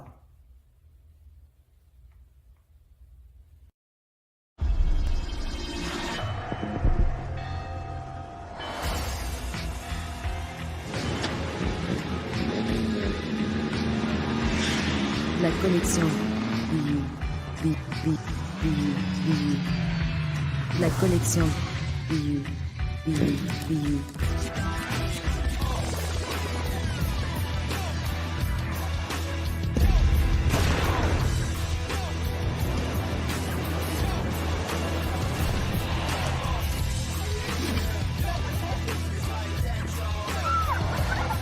In a world obsessed with the cult of celebrity, I challenge you not to aspire to anyone else's greatness, but instead strive to reveal and ignite the greatness within you. Are you serious? I totally think that that's it. Hey. No! Hey! To me, sexy is a man that knows who he is and what he wants. Okay. He's comfortable. You look at him, you see him, he's just comfortable being himself. And you're like, Baby, be you. Be you, baby. Just be you. I like it. Introducing the Be You collection, exclusively available at K&G Fashion Superstore.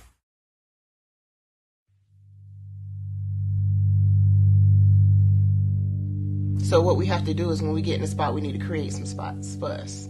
That's the main thing. We need to be able to be in a position where we're able to create those spots for us. For me, being an entrepreneur, I'm not just going to get a business and then leave you sitting high and dry. If you ask me some questions about entrepreneurship, I'm going to give you as much as I've received. I've seen people who made it, and then when you ask them, it's like, okay, now you have to pay me for the information, the same information I got for free. We probably in totally different cities. There's no way that we're going to bump heads or anything. We're not competing. Bring me up with you. And so I just think that whatever education that I have, then I need to be able to give that to my own as well. So create the spots. You can create the spots when you get there.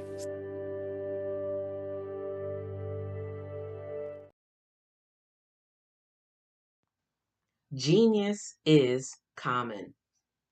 And my genius is nutritional strategy.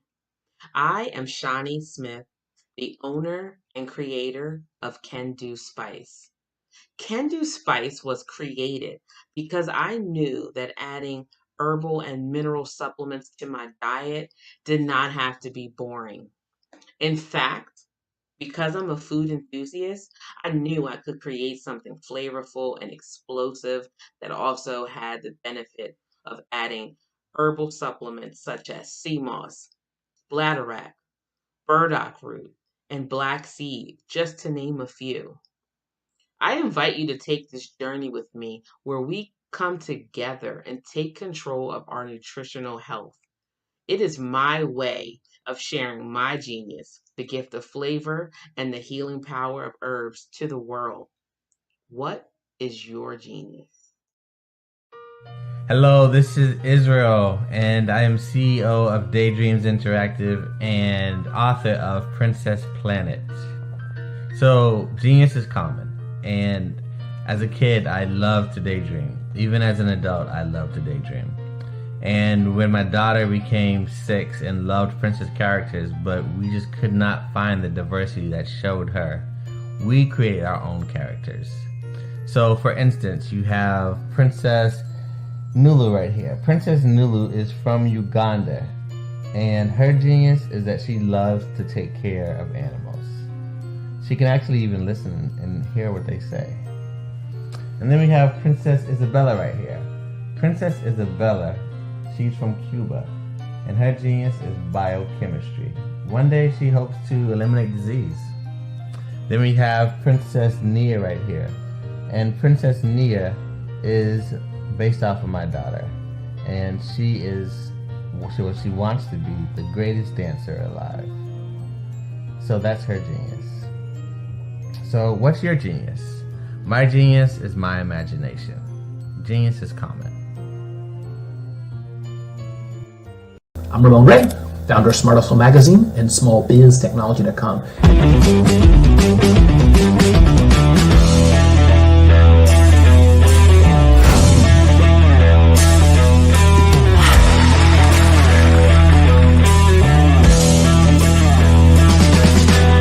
You're here today to celebrate small business success. Stand up on your feet. You rocked the house. Hey, thank you. It was amazing. Didn't we learn? For me, success comes from failure. One thing not to do is shake somebody's hand like this.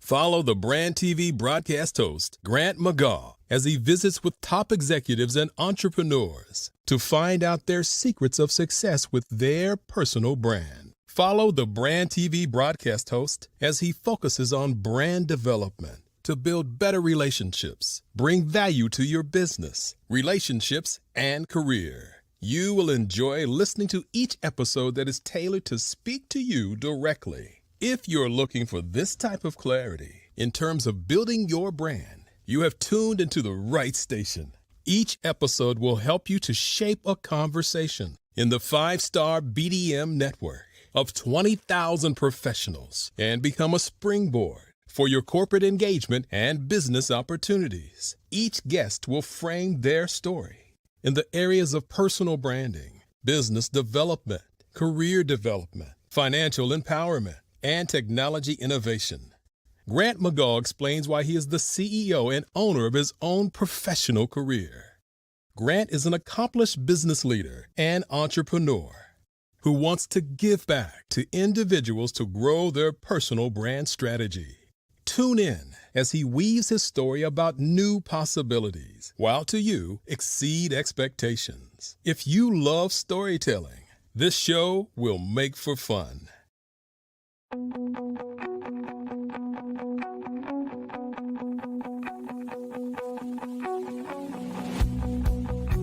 I am Black Business. From the moment I wake until the time I sleep. Yes, I am Black Business. I am Black Business. Tell me, are you Black Business? I am Black Business. Do you support Black businesses? Listen, I support Black business because I am Black Business.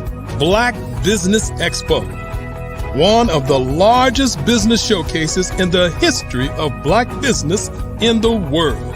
The world! Sign up today at www.blackbusinessexpousa.com or call 919-308-9090. I am Black Business.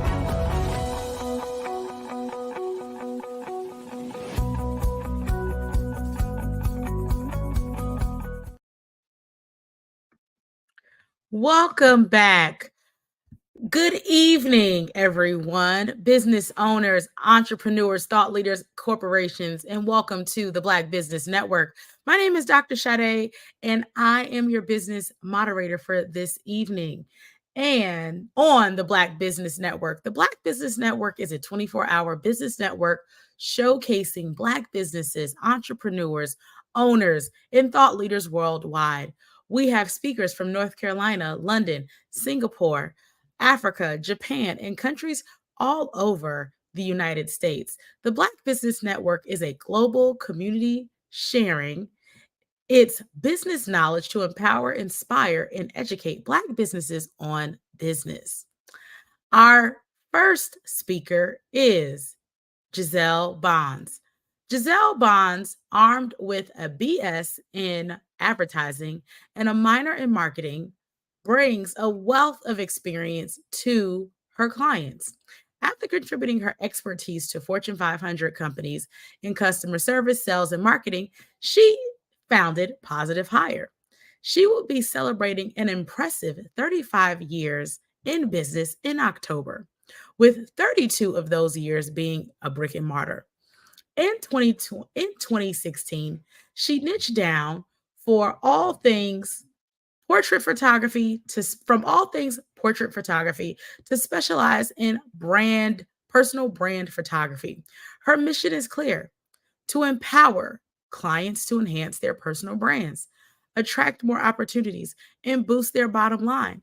Giselle is more than a photographer. She's a personal brand visibility strategist, emphasizing the importance of being the face of your brand. She shares her insights across the nation, enlightening audiences about the power of brand visibility. Clients can work with her one on one or join her membership, the Brand Visibility Accelerator, for a group coaching experience. Genius is common, and I'll see you on the other side. And we are excited to have Giselle Bonds with us today. Hello, Giselle. How are you doing? Greetings from California. Welcome to my photography studio. I could tell you've been hanging out with my biz bestie, Michelle Hayward, the none other, because she's positive hire. I'm positive images. Welcome to Positive Images, Positive Hire, and we have positive images. So, Giselle, tell us a little bit more about how you got started in business. I got started in business because I always wanted to be a photographer. I was that kid in the 4th grade that would take the camera on the field trip. And eventually I understood I wanted to do senior portrait photography rather quickly after leaving college. Awesome. So how did you, transition from this working in marketing to now I want to do photography full time, which turned into a 30-year brick and mortar career? Well, it'll be 35 years in October, girl. To be honest, at the root of it, it was institutional racism. I spent a couple of years working on my career in a corporate environment, and I just could not unsee the things that I saw, including a coworker sitting at my desk dressed like Aunt Jemima on Halloween in blackface. So I decided that I did not want to be that vulnerable, and I wanted to be in control of my destiny. And I learned in corporate that if management changes over you, that your whole career can shift, and just the politics of it, that it's really not always about what you do and how you perform. It's about your network, who has your back. And I thought, I'm out. I can do bad all by myself. I wanted control of my destiny. So you wanted control, so you transitioned. So tell us some of the lessons that you've learned over these 35 years in business, almost 35 years in business, that newer entrepreneurs can benefit from. The number one thing I would say if you're starting out in business is to identify your professional trade associations, whether they be national or global or local. Being able to connect with other people who are committed to the industry that you're in is going to save you time, because you do not want to figure out all the things on your own. So having a mentor in your industry and being in your professional trades associations will help you see the roadmap that other folk have already figured out. We don't have time to take the long way. We need the shortcuts. We need the shortcuts. Awesome. What are some of these other nuggets that you want to share with our entrepreneurs? Well, because I started out in advertising, and so in 2016, I decided to niche down from all things portrait photography to concentrate on personal branding. And that is because that allows me to combine my love of social media with my background in marketing and sales to uniquely serve people.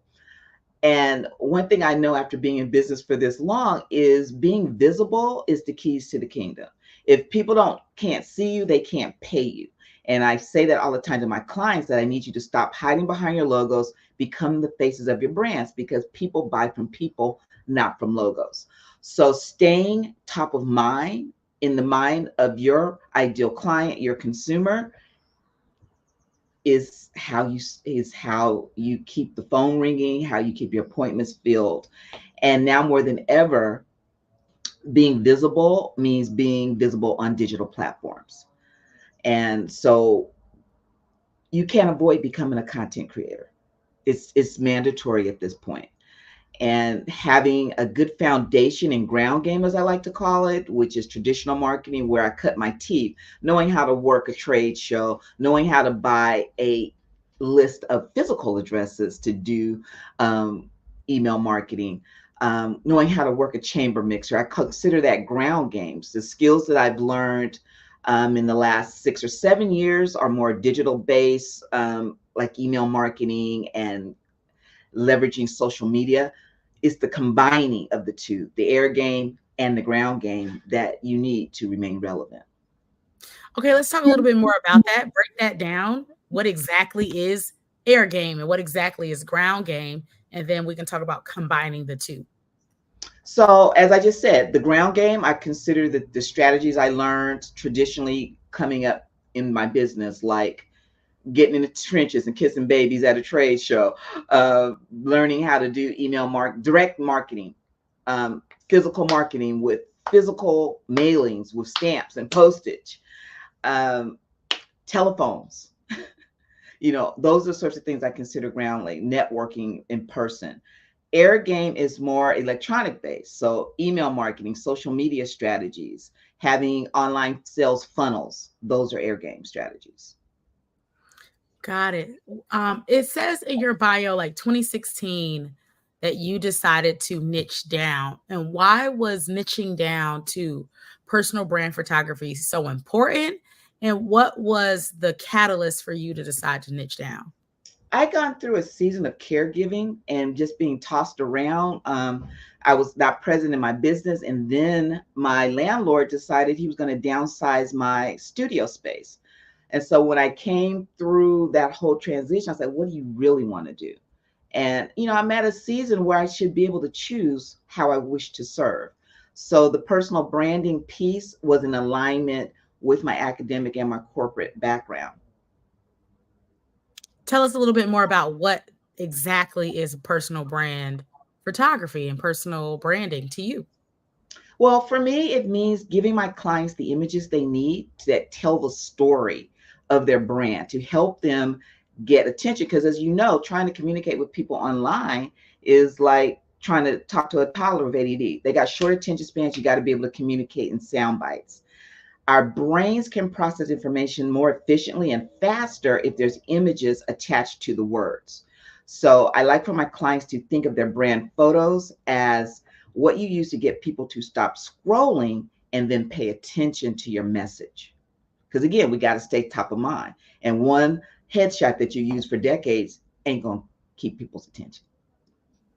Okay, so let's talk about these headshots. Like, how often do we need to revamp and refresh our headshots? Or like, what's a tall tale sign that, okay, it's time for you to get some new brand imagery?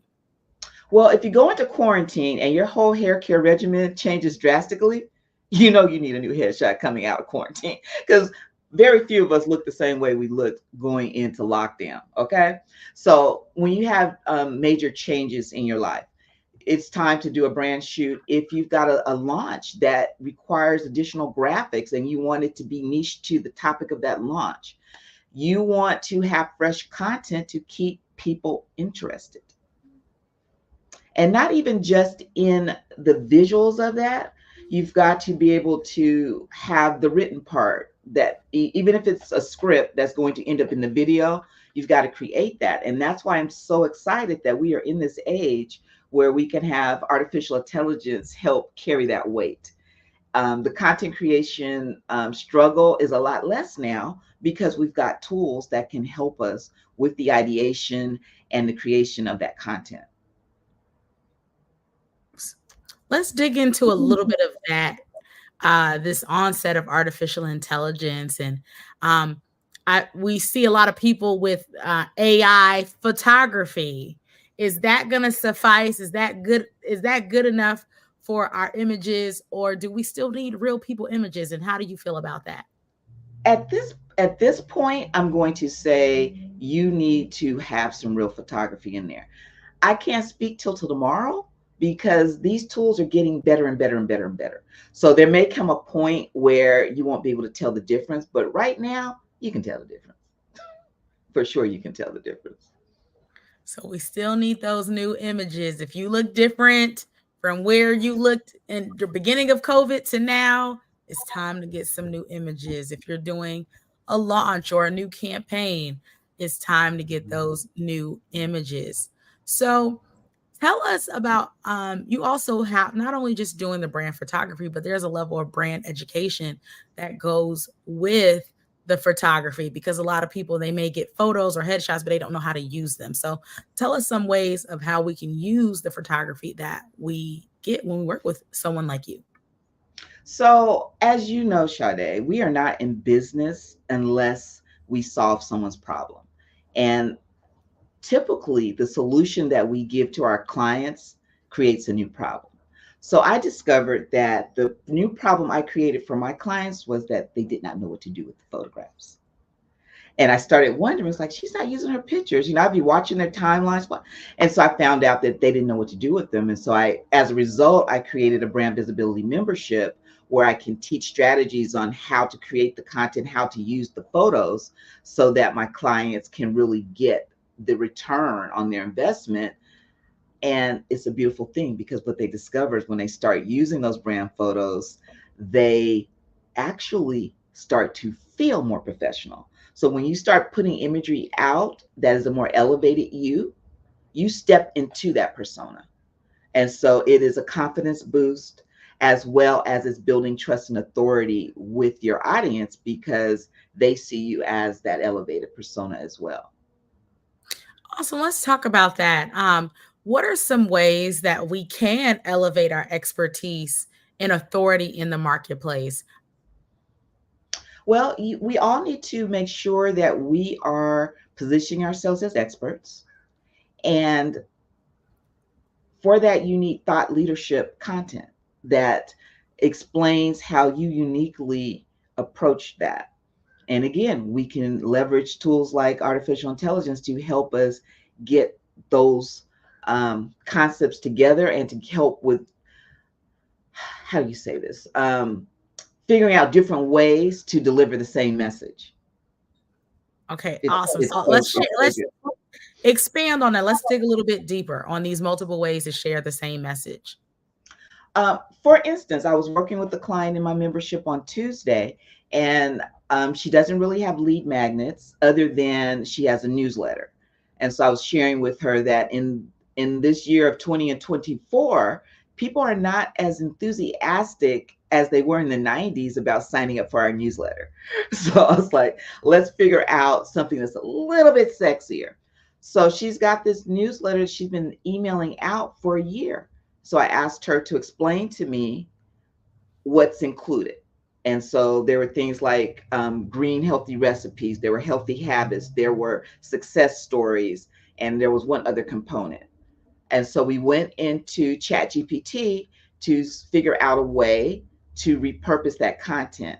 And it said that we could combine everything into a huge ebook. And I was like, that's a little broad. And so I asked it, how can you narrow it down, niche it down a bit? And the idea that we went with was showcasing these success stories so that people didn't have to feel alone on this weight loss journey that also combines surgery. That's her niche. And it was able to give her a roadmap for how to take those success stories and turn them into an ebook to uplift other people. And we got to that solution in like 10 minutes or less. Awesome. So you mentioned Chat GPT. How are you utilizing it in other ways to grow your business or support the clients that you work with? Well, that was one example. I absolutely use it for ideation. When you're trying to figure out, you've got a vague concept of what you want to do, but you need help tweaking it, you're able to ask for feedback in real time to help you get there. It is helpful in figuring out how to name things. It's definitely helpful in creating copy for emails and for social media posts. It's kind of even setting up processes. I'd love to show you, take it on a test drive with you. You want to play around? We can try. Okay. So this is the phone app. And I'm going to say, wake it up. Hey, Chat Daddy, how you doing? Hey there, I'm doing great. How about Oh, you? it talks. Did you Oh, hear? yes. Okay, you're on mute, I think. No, I didn't. What's the news? Okay, so I'm with a client right now, and she is in the space of helping people build their brands. Exciting. What kind of space is she in? She helps people build their brands by using public speaking, creating digital courses, writing books, and just overall being thought leaders. And I'm hoping you can help me come up with a marketing plan for the next 90 days for her. That sounds like an interesting project. Let's get started. For the next 90 days, let's focus on a few key areas: content creation, social media engagement, partnerships, and email marketing. Does that sound good to you? I'm wondering if you need more information about who she works with. What do you need to make this very useful to her? What other data do you need? Yes, knowing more about her target audience and any specific goals would be really helpful.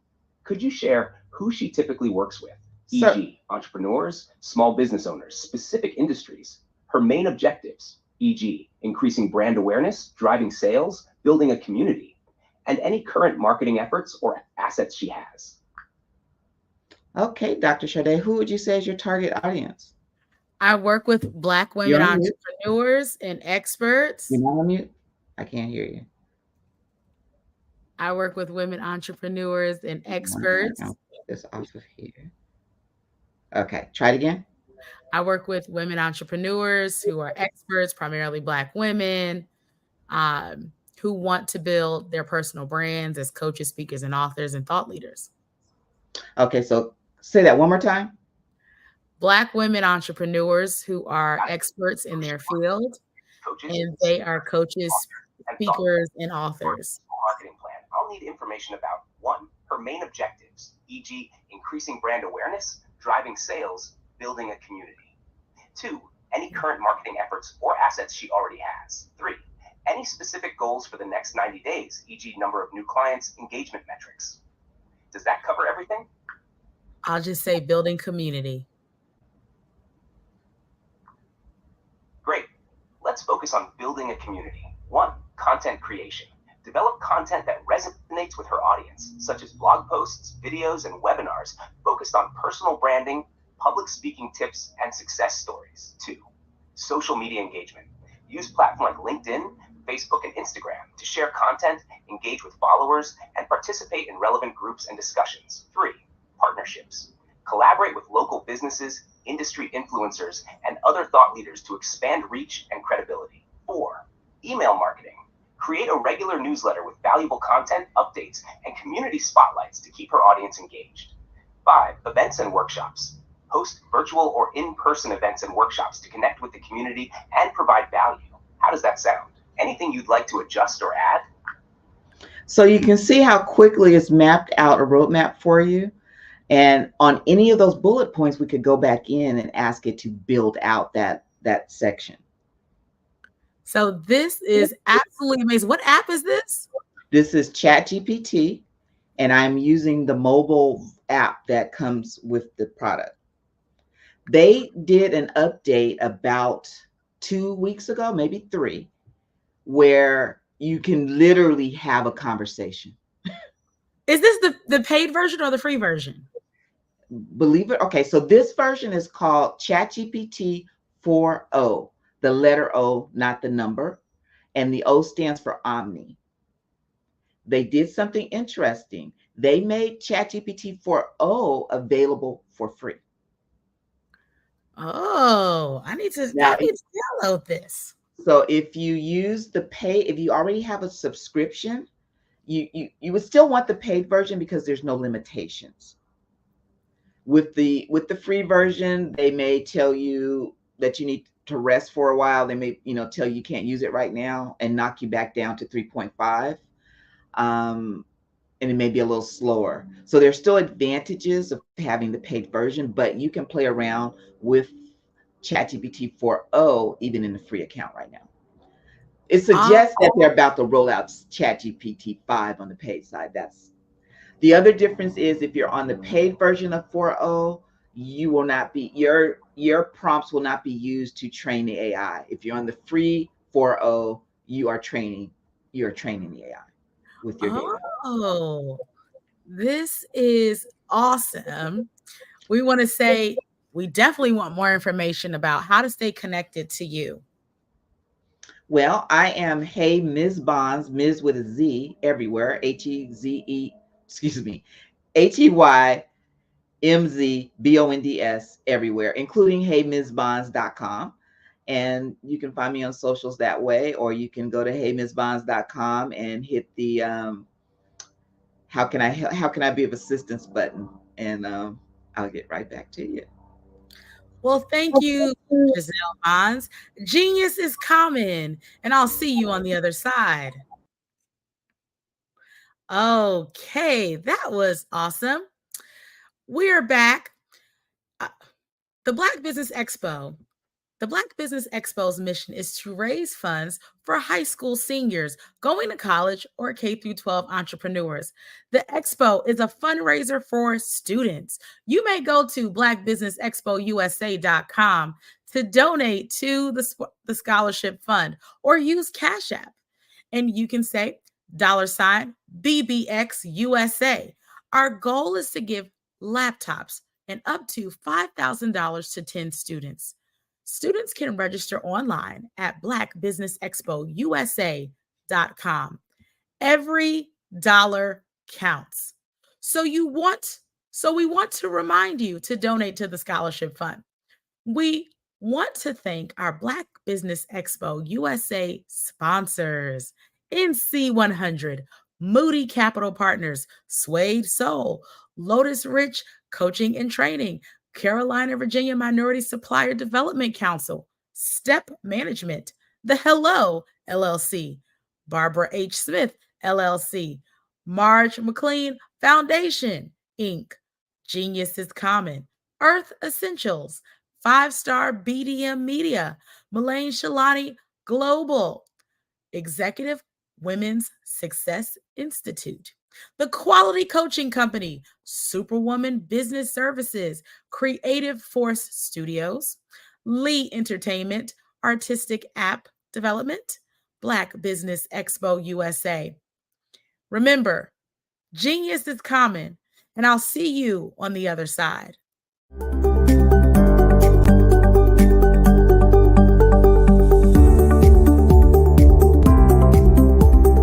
My name is Katie Bennett, and I own Lexicon Presents Publishing.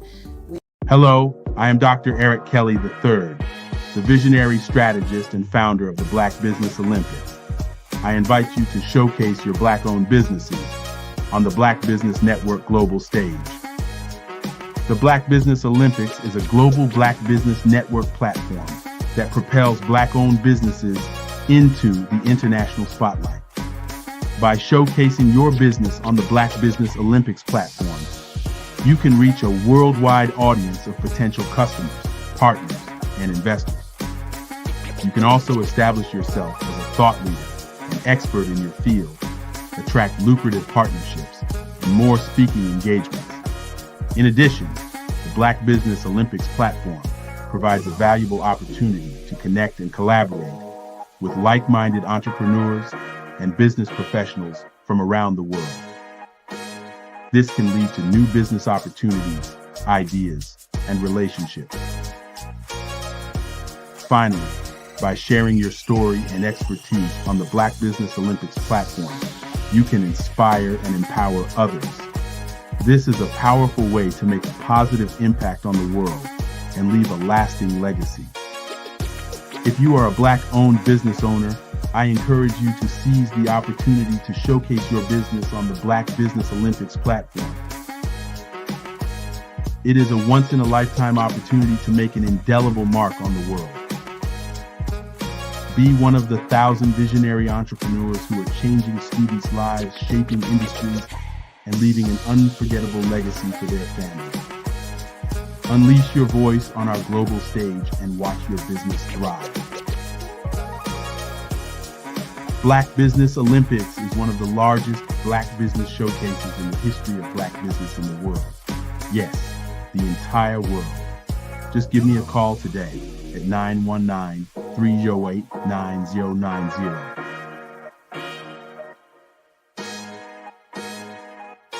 Artist to me is a creative expression of something from nothing. You know, it explodes onto the canvas, or it explodes on in my work. One of the things that I try to do more than anything is I try to just give the lines and the movements and emotions and expressions into what I do.